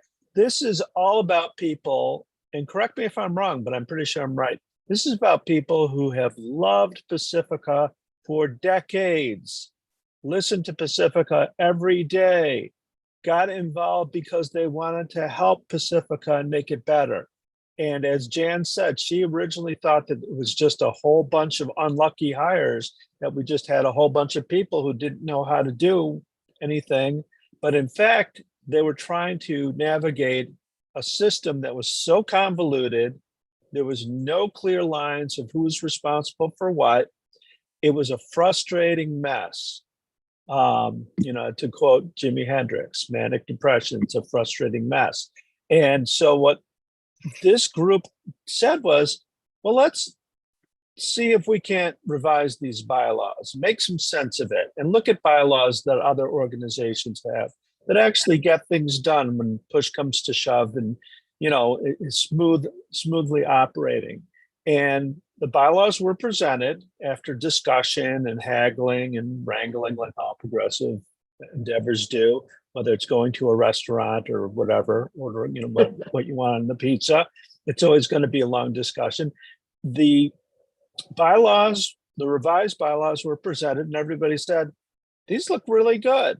And everybody voted for them, but there were some people who kind of liked having no accountability and kind of liked it the way it was, where Pacifica was kind of floundering and maybe in danger of going away. And I'm not going to try to opine in this context why any of that might be. Maybe they just didn't understand. But my understanding is they used some kind of arcane trickery to say, even though these bylaws were overwhelmingly supported by the listeners and the contributors and the members, and the people who are giving money to keep the stations afloat, a certain group of people who will remain nameless at this point, started a campaign against it, blocked it. But in a lot of ways, those bylaws were duly passed, duly adopted under the old bylaws, which it was hard enough to get anything done, to order, refreshments for a party. It was hard to do that under the old bylaws. So they were able to navigate the bylaws that they were, to revise the bylaws and make them better. It's kind of like how the Constitution came out of the Articles of Confederation. Come on. Now what we need to do, Mike, is Can I please say something? It's not just about people trying, it's not a frivolous battle that we're in. There's some real. Oh, nobody said that, Milo. Wait, just hold on for a second, please. May I just say, I'd really like Jan to address this. Julie, who is, may I please? Julie Weiner, who is a trusted member of our community here, has raised in the chat something that is one of the bits of disinformation that has been widely circulated and has been taken to heart and believed by many people in the WBAI listening area, has been repeated many, many times over the WBAI airwaves. And I'd really like Jan. Well, Mila, it's kind of rude that you interrupted me when I was getting to my point. Let me finish up in a couple minutes, and then we can go on to what you're saying.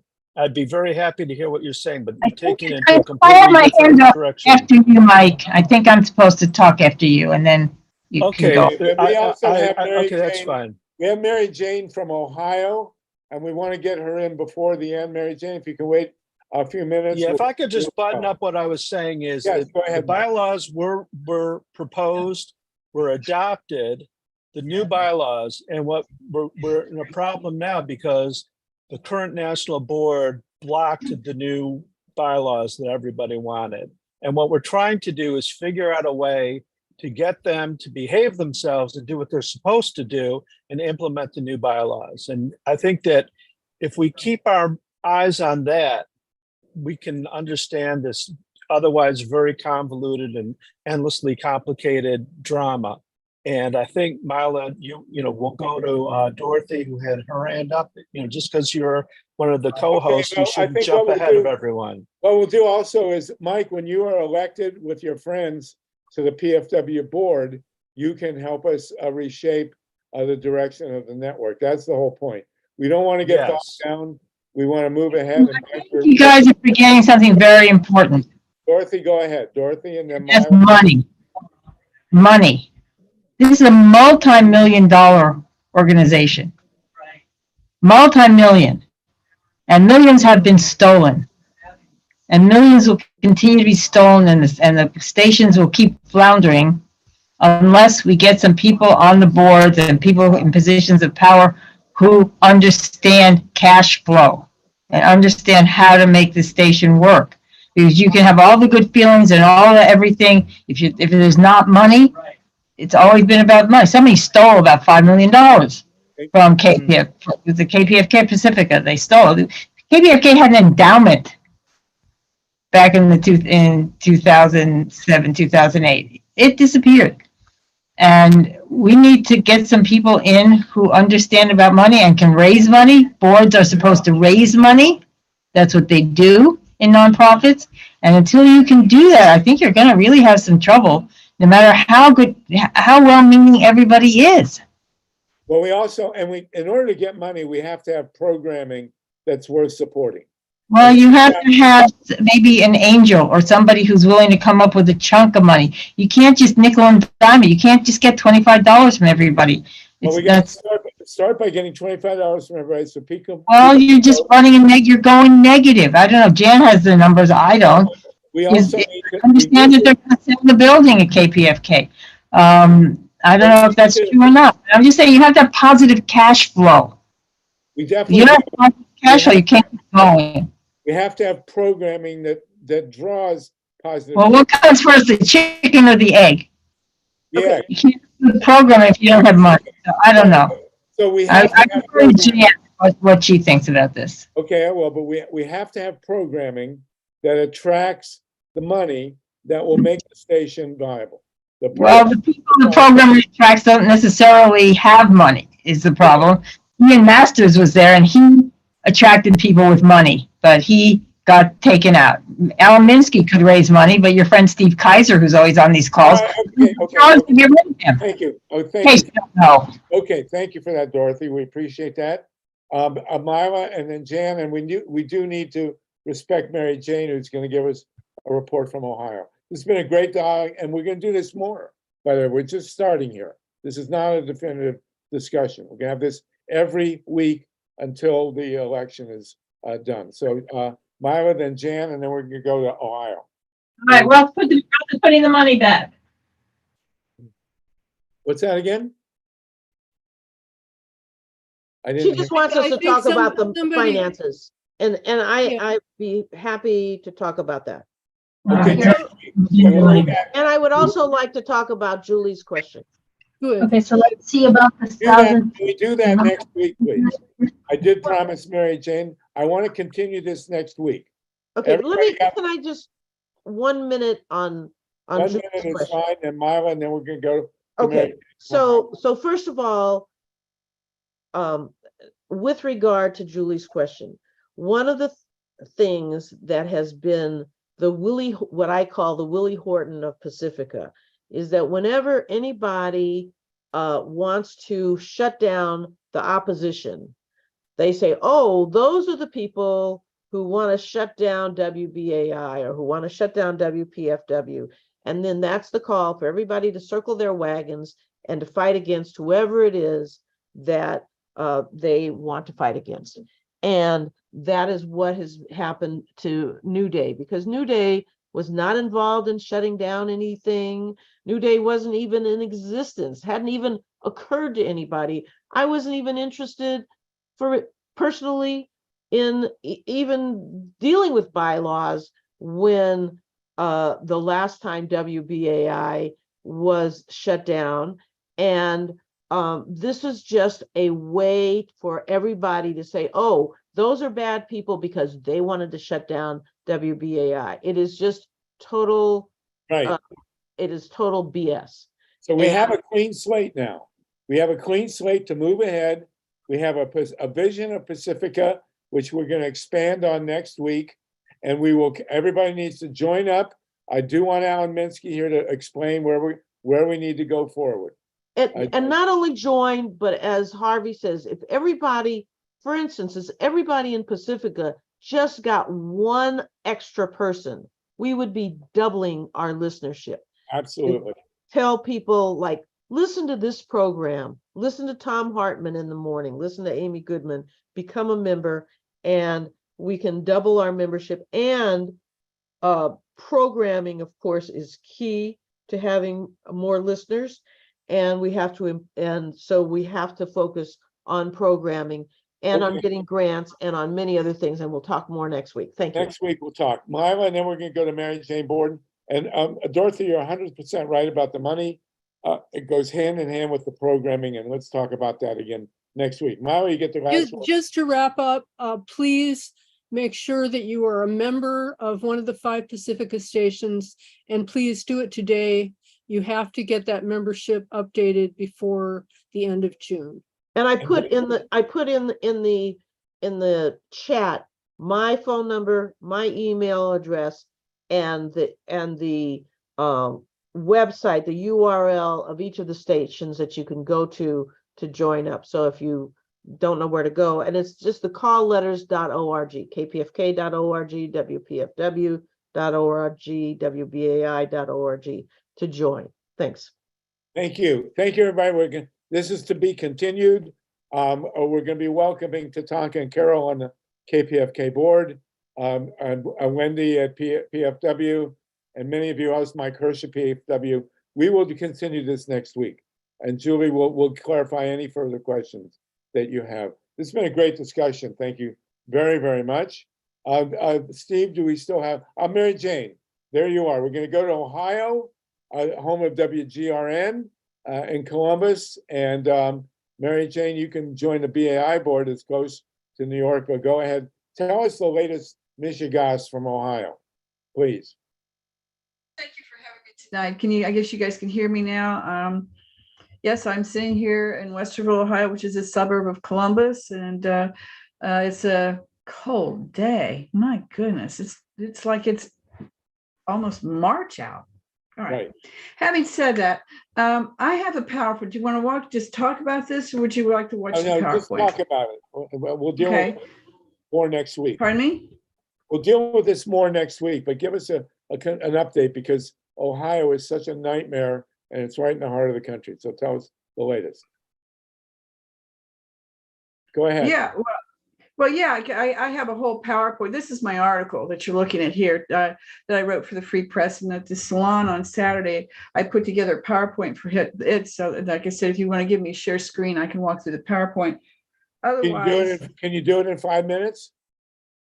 Yeah, I'll run through it real quickly. Yeah, that's great. That'll take us to the top of the hour. Please. Okay, let's see if we can get the share screen up here. Now, this is Ohio. This is where we're hoping and we'll know more. I want to talk about this again next week. The Supreme Court decision on gerrymandering. If it affects Ohio, it's going to change the whole country. So we will deal with this again. But give us the latest from cannabis. Okay, can you see what's on the screen? It says, "Just say no." Ohio's constitutional corner. Can you see that? I see it. We see it. Yeah. Okay. All right. Just want to make sure. Okay, that's the PowerPoint. Let's run through it real quickly. Okay. It's astounding what they're doing in Ohio. This is they're wanting to gut the entire referendum process. Go ahead. Okay. First slide here, I want to point out the reason that this is here is because when in 2013, it's been 10 years ago, we ran a ballot, we were running ballot issues. So this is so that you know what I'm talking about. Now, some of the faces, at least one of the faces in there should look real familiar to you, because all of this was run out of the Columbus Free Press for about 5 years there. We were fielding the ballot issue, collecting signatures, doing all those kinds of things. So we really got in our hands dirty and our feet wet and things like that. So we know now what we're talking about when it comes to constitutional amendments. All right. This pertains strictly to citizen-led constitutional amendments. There are other means of direct democracy, for example, initiated statute or the referendum, but we're simply going to talk about the constitutional amendment.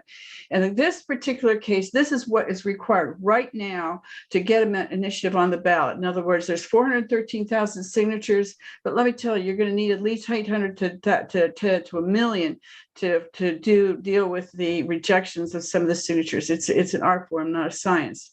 You need 5% from each of 4 of 88 counties, a simple majority. This is very important here. So pay particular attention to this. 50% plus 1 is what now required for constitutional amendment. There's what's called a cure period, which allows you to collect more signatures after the Secretary of State has probably tried to shut you down because you didn't have enough, but you have a cure period to get more. It takes thousands of volunteers for signature collection, legal counsel. And I think this is important. It takes a budget of 20 million. You say 20 million, you're kidding me? Yes, this is what Responsible Ohio did in 2015. And there was an initiative about 2 years ago that was led by Mark Zuckerberg. At least he was financing. It cost 17 million. This is expensive stuff. And if you do all these things right, the state will come in and try to obstruct it. All right. This is about kind of about abortion, so which is what we're talking about here. This is kind of a rough run through of various things I'm sure many of you know. I think the biggest thing to me that struck me was that research has found that maternal death rates would increase 24% with a universal abortion ban. Right now in Ohio, the law is 6 weeks, but that's was a lawsuit was filed and that is on hold pending the outcome of the lawsuit. So it's back, I think, to 22 weeks for the standard bearer for abortion. And this is what you see at the bottom here is the initiative that has been written by the reproductive rights advocates. It's a really nice little piece. It's about, if it's 50 words, I'm exaggerating. And it's OIG certified. They got it through right away. And they're currently collecting signatures. I believe their deadline is going to be July 5th. So they're going to have to get their roughly million signatures. It's 200 million signatures by July 5th. All right. This is what I call really the backbone of what we're talking about here, because Ohio, I'm sure you guys know, I'm talking to such educated people here. I'm sure there's a lot I don't have to explain, but for the sake of argument here, Ohio is a trifecta state. And what that means is that one political party, guess who, the Republicans, control all the government, both chambers of the House and the Senate, both chambers of the legislature. They control the governorship, the executive offices, Secretary of State, or Attorney General, and they control the Supreme Court, which has the Republican son of the Republican governor sitting on. So what way do you think he's going to vote? Okay. And so one might think that Ohio is therefore a Republican state. It is not. It is a Democratic state with, close to 1 million members, and that's about 100,000 more than the Republicans.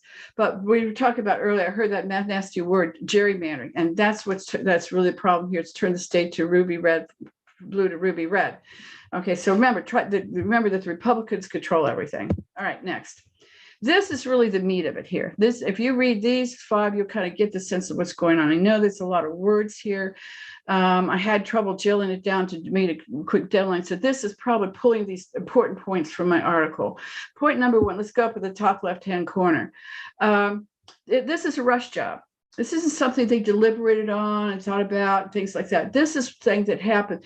There's a 90-day deadline has to be met to file a constitutional amendment. And this would be actually what they're doing would be a General Assembly initiated constitutional amendment instead of one that's initiated by the citizens. But it's lawful for them to be able to do that.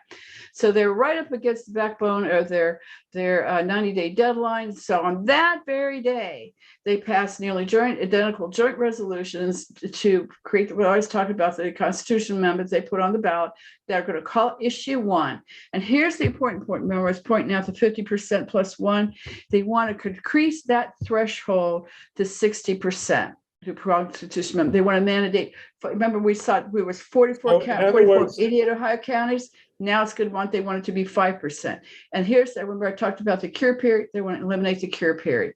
So in to other the words, next the slide. Ohio legislature is going to demand that any constitutional amendment in Ohio to pass requires a 60% as opposed to a 50% majority. Is that correct? It's not the legislature that commands it, it's the Constitution.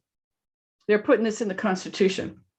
So they're replacing what's in the Constitution now with this. The Republican Party, in order to avoid an abortion, a pro-abortion amendment, an abortion protection amendment, is putting on the ballot a referendum that would require. No, it's a constitutional amendment. It's an initiated statute. It's initiated statute. It's General Assembly initiated constitutional amendment. In other words, it puts this language into the Constitution. It replaces the 50% with the 60% inside the state constitution. So if this passes with a 51% majority, all future constitutional amendments in Ohio have to pass by a 61% majority. Is that correct? 60%, yes. 60%, yes. That's unbelievable. I think that's unprecedented in American history. Well, in addition, that's never happened before. Well, there's more to it than that. If it was just that, that'd be one thing, okay? But there's more to it. Believe it or not, these people are it's mind-blowing. All right, if I could go to the next slide. They in order to do this, remember I said it was a rush job, where they want to hold a special election in August to put this and only this on the ballot. All right, got that? But in last year, at the end of last year, they passed a bill to eliminate August elections because, as you can see, Secretary of State LaRose read those words there. And so this is legally questionable. Can you override a bill in the Ohio Revised Code with a resolution? My understanding, I'm not a lawyer, okay, is that you cannot. So therefore, this would be technically an illegal election, possibly. And this is tied up in court right now. So we don't really know that this August election is going to happen, absolutely. But, the state's moving forward as if it is. And so what that's going to do within that same resolution that I talked about that's barely legal, they put an allocation in there for $20 million to pay for this thing. And that's with a general election only 4 months away. Think about that. All right. All right, next. And if that wasn't enough, you know, we talked about the intent of what you said, of course, Harvey, you said it correctly, but what the Secretary LaRose, and I were trying to say these lofty things.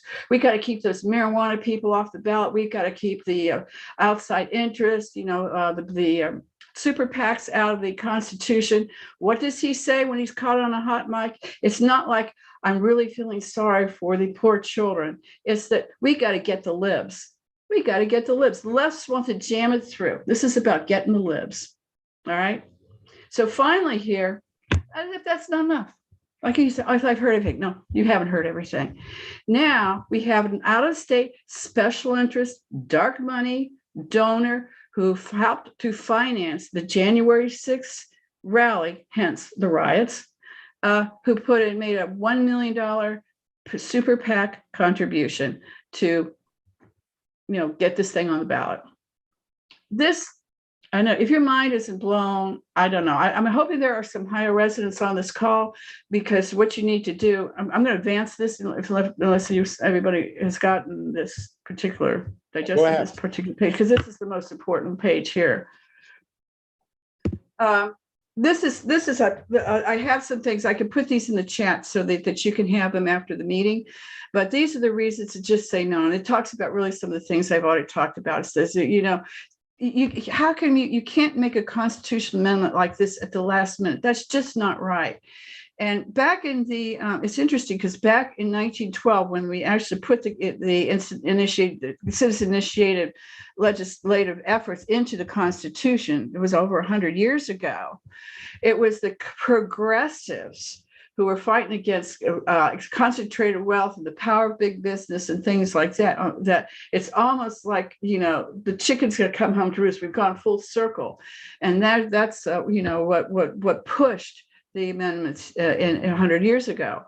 And like I say, I don't think the General Assembly should be rewarded for these antics. If you have no other reason to vote no on that, don't let them pull this crap. Like I said, the 6th supermajority. Let's see. And I think the number one lesson I'm taking from this, and you guys, we're going to have to figure out how to do this maybe collectively. The gerrymandering will certainly help. In fact, that was a wonderful ruling that came from the Supreme Court that may spread to Ohio so that we can finally get our maps right here. But we've got to solve that trifecta problem, because I think I put that, I must have might have zoomed past that real quickly. Yes, but essentially what it is, it's a monopoly. The Republicans have a monopoly. They hate that word, but that's exactly what it is. And you can see monopolization at work. All right, that's it. Only thing I put this in here because running concurrently with the Reproductive Rights Amendment is an initiative to put on this. This is a citizen-initiated statute to put legalized not medical marijuana, but adult use marijuana in Ohio. We could find both of those on the ballot in November. Okay. All right, and then. Yeah, this is just my get out the vote slide. So I could call myself done, but I wanted to make sure you guys heard this. I know I ran through it quickly. I'm going to put links into the chat where you could get these documents, including the PowerPoint, and read them for yourself in your own time. But I did want to get those points made. Questions, please. Beautiful, fantastic. Thank you very much for that. It's mind-boggling, having lived in Ohio more years than I care to remember, and John Steiner on the call is an Ohio boy from Cincinnati. What they're doing here, they're forcing a vote in August, which never happens. They're taking big money to do it.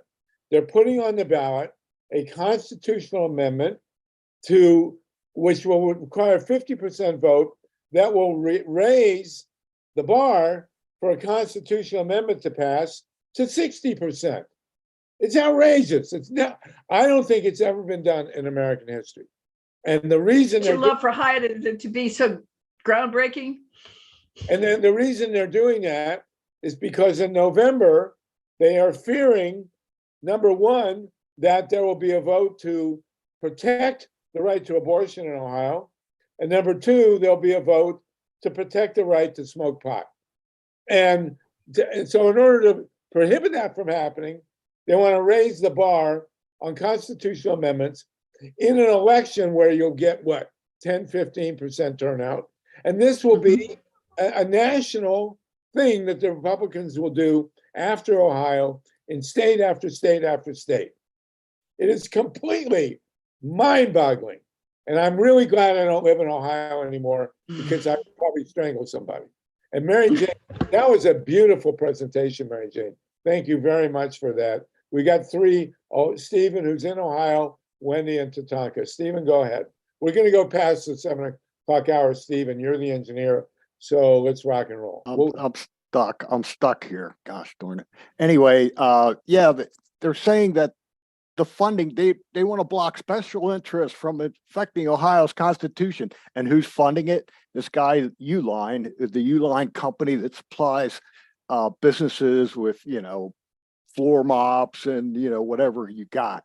So they're grabbing money from him and they're blocking, they're blocking the election in November of the abortion issues. That's all they're planning on doing.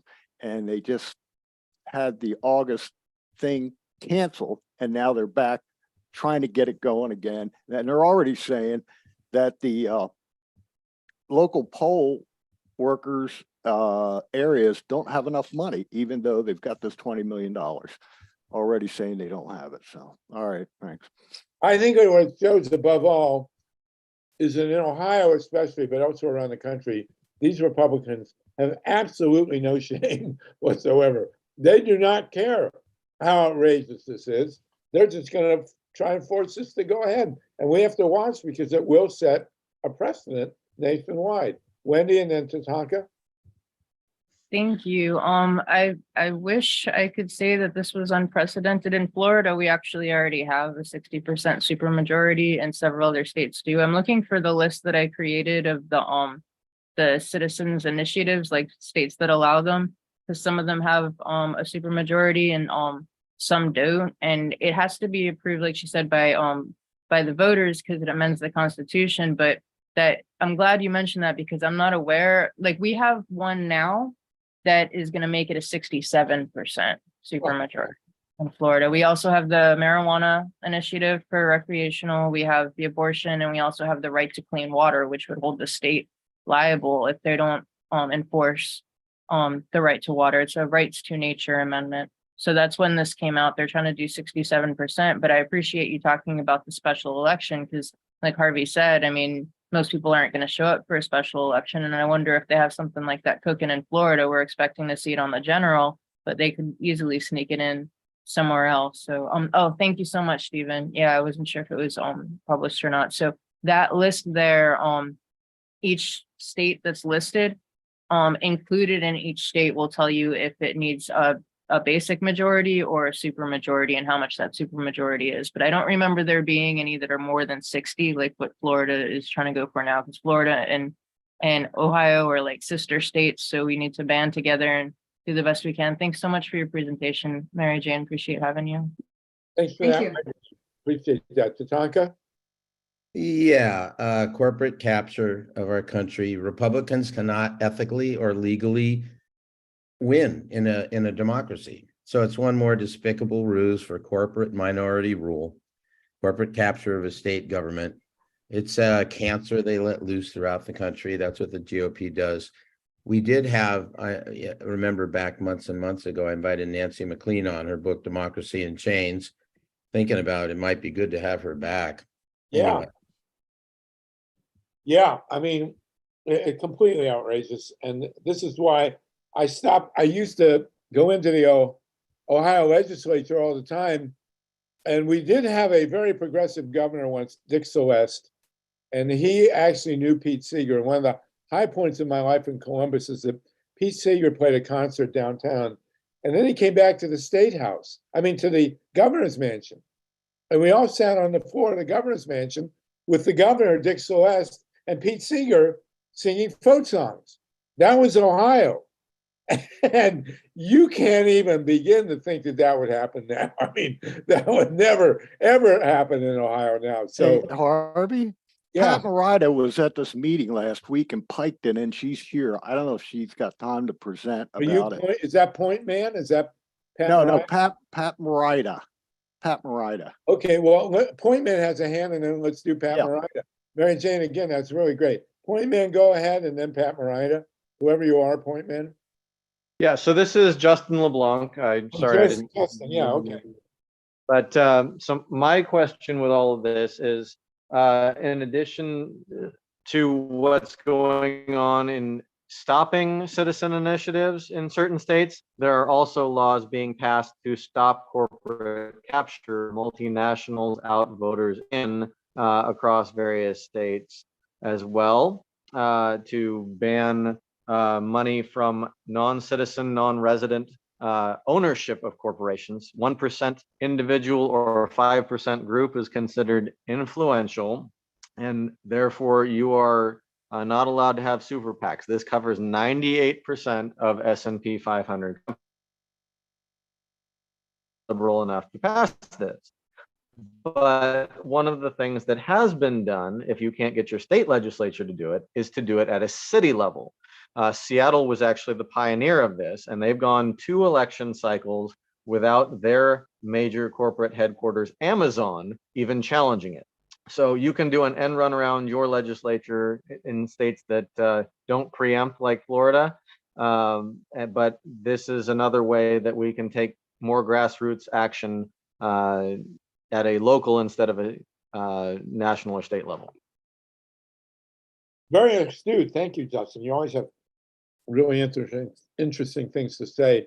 Pat Morita, He's not answering, so I don't know. oh, okay. I don't, Pat. Since you are one of our most aptly named presenters, do you want to add anything to this before we move on? It's actually well after 7. I know Stephen Caruso has to go to bed. So Mary Jane, do you want to wrap us up here? If anybody else wants to say something, please raise your hand now, because we're going to wrap up after Mary Jane. I don't know how much I have to add, because I mean, every time I give this presentation, my mind gets totally blown as to how corrupt this is. Right. It is. But regardless, if you're from Ohio, I had the slide up there. You need to, and you're not registered to vote, register to vote by July 10th. On July 11th, you can start early voting. And then, like I say, be sure to show up the polls on August 8th, assuming they have the election, not a guarantee, but assuming they will, and make sure you vote no. Remember, vote no in August, vote yes in November. And register by the 10th. Right, and you'll if you're not already registered to vote, yes, register to vote for August. You don't have, if you're already registered to vote, you obviously don't have to do that again. But if you're not, then get registered by the 10th, and then you can go ahead and vote as you see fit. Has this additional vote count, has the laws to extend the approval of a constitutional amendment or a referendum, moving it to 60 or 67%, has that been tested at the U.S. Supreme Court yet? Has the Supreme Court signed off? I'm going to guess it has not. I mean, because I follow this stuff so closely back in the day, I don't think that this stuff has been to the Supreme Court. I mean, it's completely other than Ohio Supreme Court. Yes, Ohio Supreme Court has the ultimate, what they call it, jurisdiction, if you want to call it, or a ballot issue. So anytime there's a controversy there, it goes directly to the Supreme Court. It doesn't get litigated anyplace else. Has the Ohio Supreme Court said that it's okay to require a referendum or a constitutional amendment to go with 60%? I don't think they've ever ruled on that, but again, like I say, there's the whole election thing is, first of all, the election thing is before the Supreme Court right now, the August 12th election, but then also before the Supreme Court was the ballot language for this issue 1, and they rejected part of it because they were using the word, what was the word, elevating. We're elevating the percentage. We could elevate it from 50 to 60%, and that was proved. The court agreed that was misleading. That's the Ohio Supreme Court. Yeah, that just came out. I think that ruling just came out today. Oh, good. Mazel tov. All right, we're going to continue. That's amazing, right? Well, there's other elements that they kept. That was just one that I think they did throw out. Well, you know, the one thing that bothers me is that the Ohio Code now requires everybody in the state legislature to have a lobotomy. And I think that's a little Oh, good. extreme. Although in many cases it's redundant. Wendy, you're going to get, thank you so much, Mary Jane. Tatanka, Going to get the last word here. Tatanka had his hand up too, but Oh, he just- Tatanka, okay. Wendy, wait. Go ahead, Wendy. I'll speak after you. All right. There's a bunch of craziness happening in Florida. So I'm just gonna like run through a couple of like headlines essentially, but I also want to let everyone know that Andrea Miller has the race coming up on the 20th for Virginia, and there's a couple of seats that are up for grabs, and they're trying to protect abortion in Virginia, and that's really what's on the line. To keep the people there that's the only state in the South that still has it, from giving these states to like basically like pedophiles and bad people. So we'll have her on next week to talk about that. If you can grab it, that'd be great.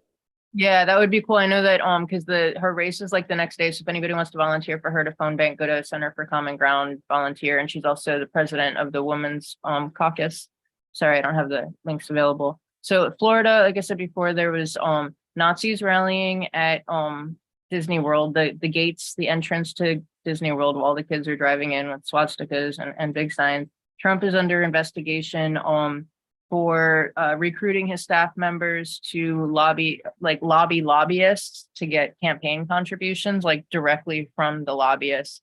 The mayor of Miami is under investigation for working as a secret lobbyist for apparently, I guess, like 14 months, because he was getting paid $10,000 a month from one of his clients that's a big developer that got contracts in the fancy part of Coral Gables where for developing when they shouldn't have gotten zoned for the way that they were. Another commissioner was sued for $63 million, and they both still have a job for using police and code enforcement to harass local businesses and shut them down when they supported his opponents. And there was a stand your ground murder this week in Florida. And I was on with Dennis just before Don Siegelman gave a really powerful speech on Thursday on KPFA. This woman, she's a single mother of 4 kids aged 3 to 12. Kids were chased off the common area by one of the other apartment renters after she was calling them all kinds of names. And like they dropped an iPad, she threw it at one of them. So the mom went to knock on the door to find out what happened. And the woman shot her through the front door, and then claimed stand your ground. So she was murdered. She was killed right in standing next to her 9-year-old son with the other kids watching. And it took about 5 days for them to even release the shooter's name before they made an arrest. And she was charged with manslaughter, not murder. So there's a website, Justice for AJ Owens, up to call for manslaughter charges. And we just need to do everything we can to repeal these disgusting stand your ground laws, because it just incites people. Like this woman had already like brandished a gun and like waved it at the kids in the past. There were already police reports against her, and the apartment building, nobody had ever done anything. So why would she not think that she could get away with it, just like Ralph Yarl's murderer? So I just wanted to talk about that. Thank you. Oh my God, thank you. I don't know if I want to thank you for that, but thank you anyway. Okay, Tatanka, you get the last word here. Well, I just wanted, when I got on talk about having Nancy McLean on, I'm just wondering in the last few years what her research, because she follows the money. So she's the one that did the story of how the Koch brothers bought James Buchanan, who created the Libertarian Political Party, which was basically upfront, in his own words from his own memoirs. They realized that they were a minority party, and the Republicans were going to be a minority party. The conservatives are going to be a minority party into the future because of the demographics. So it's a bold-faced way to have minority rule. James Buchanan was basically wholesale hired by the Koch brothers for their dirty tricks operation. And the first thing they asked him to do was create some sort of story about Obama isn't a citizen. So that's his creation. It's Koch brothers money. So Nancy would probably be the one following the money of all these things that we see playing out in states. That's why I'm curious about it. Also, D'Souza's movie on Hillary, and then the 40 Mules and all this thing about Republicans like to see themselves as being, they actually believe, I've talked to Trump, people believe they are the champions of Blacks and Latinos. And the Democratic Party, because it was started, the KKK started with the Dems in the South, they just ignore the fact of, the whole civil rights movement and everything that's happened. They just want to believe what they want to believe. So anyway, it's the follow the money story, and the reason why I suggested having her back on. But I'll call her and find out what she's doing, see if it Yeah, makes sense. please. Okay, And thanks. just remember, the one thing that Hitler hated more than anything, even more than Jews, was democracy. And that's what we're up against here. So Mary Jane, I'll give you the last word. This has been another incredible session. My God, my mind is reeling here. Mary Jane, next week we will revisit Pacifica again, and we'll see who has registered to vote and who's going to run for office. But Mary Jane, give us the last word, if you will. First of all, thank you for having me to this evening to be able to discuss issue 1. Second of all, I guess all I could say is if you're from Ohio, vote no on August 12th, vote yes in November. All right, you guys. We'll see you on the Pacifica boards. Thank you, everybody, and no news. Thank you, Steve. Jan, I see you're about to hibernate here. Goodbye. Thank you. No news. Stay se puede. All right. See you next week. You'll all be Pacifica members by next week with your $25.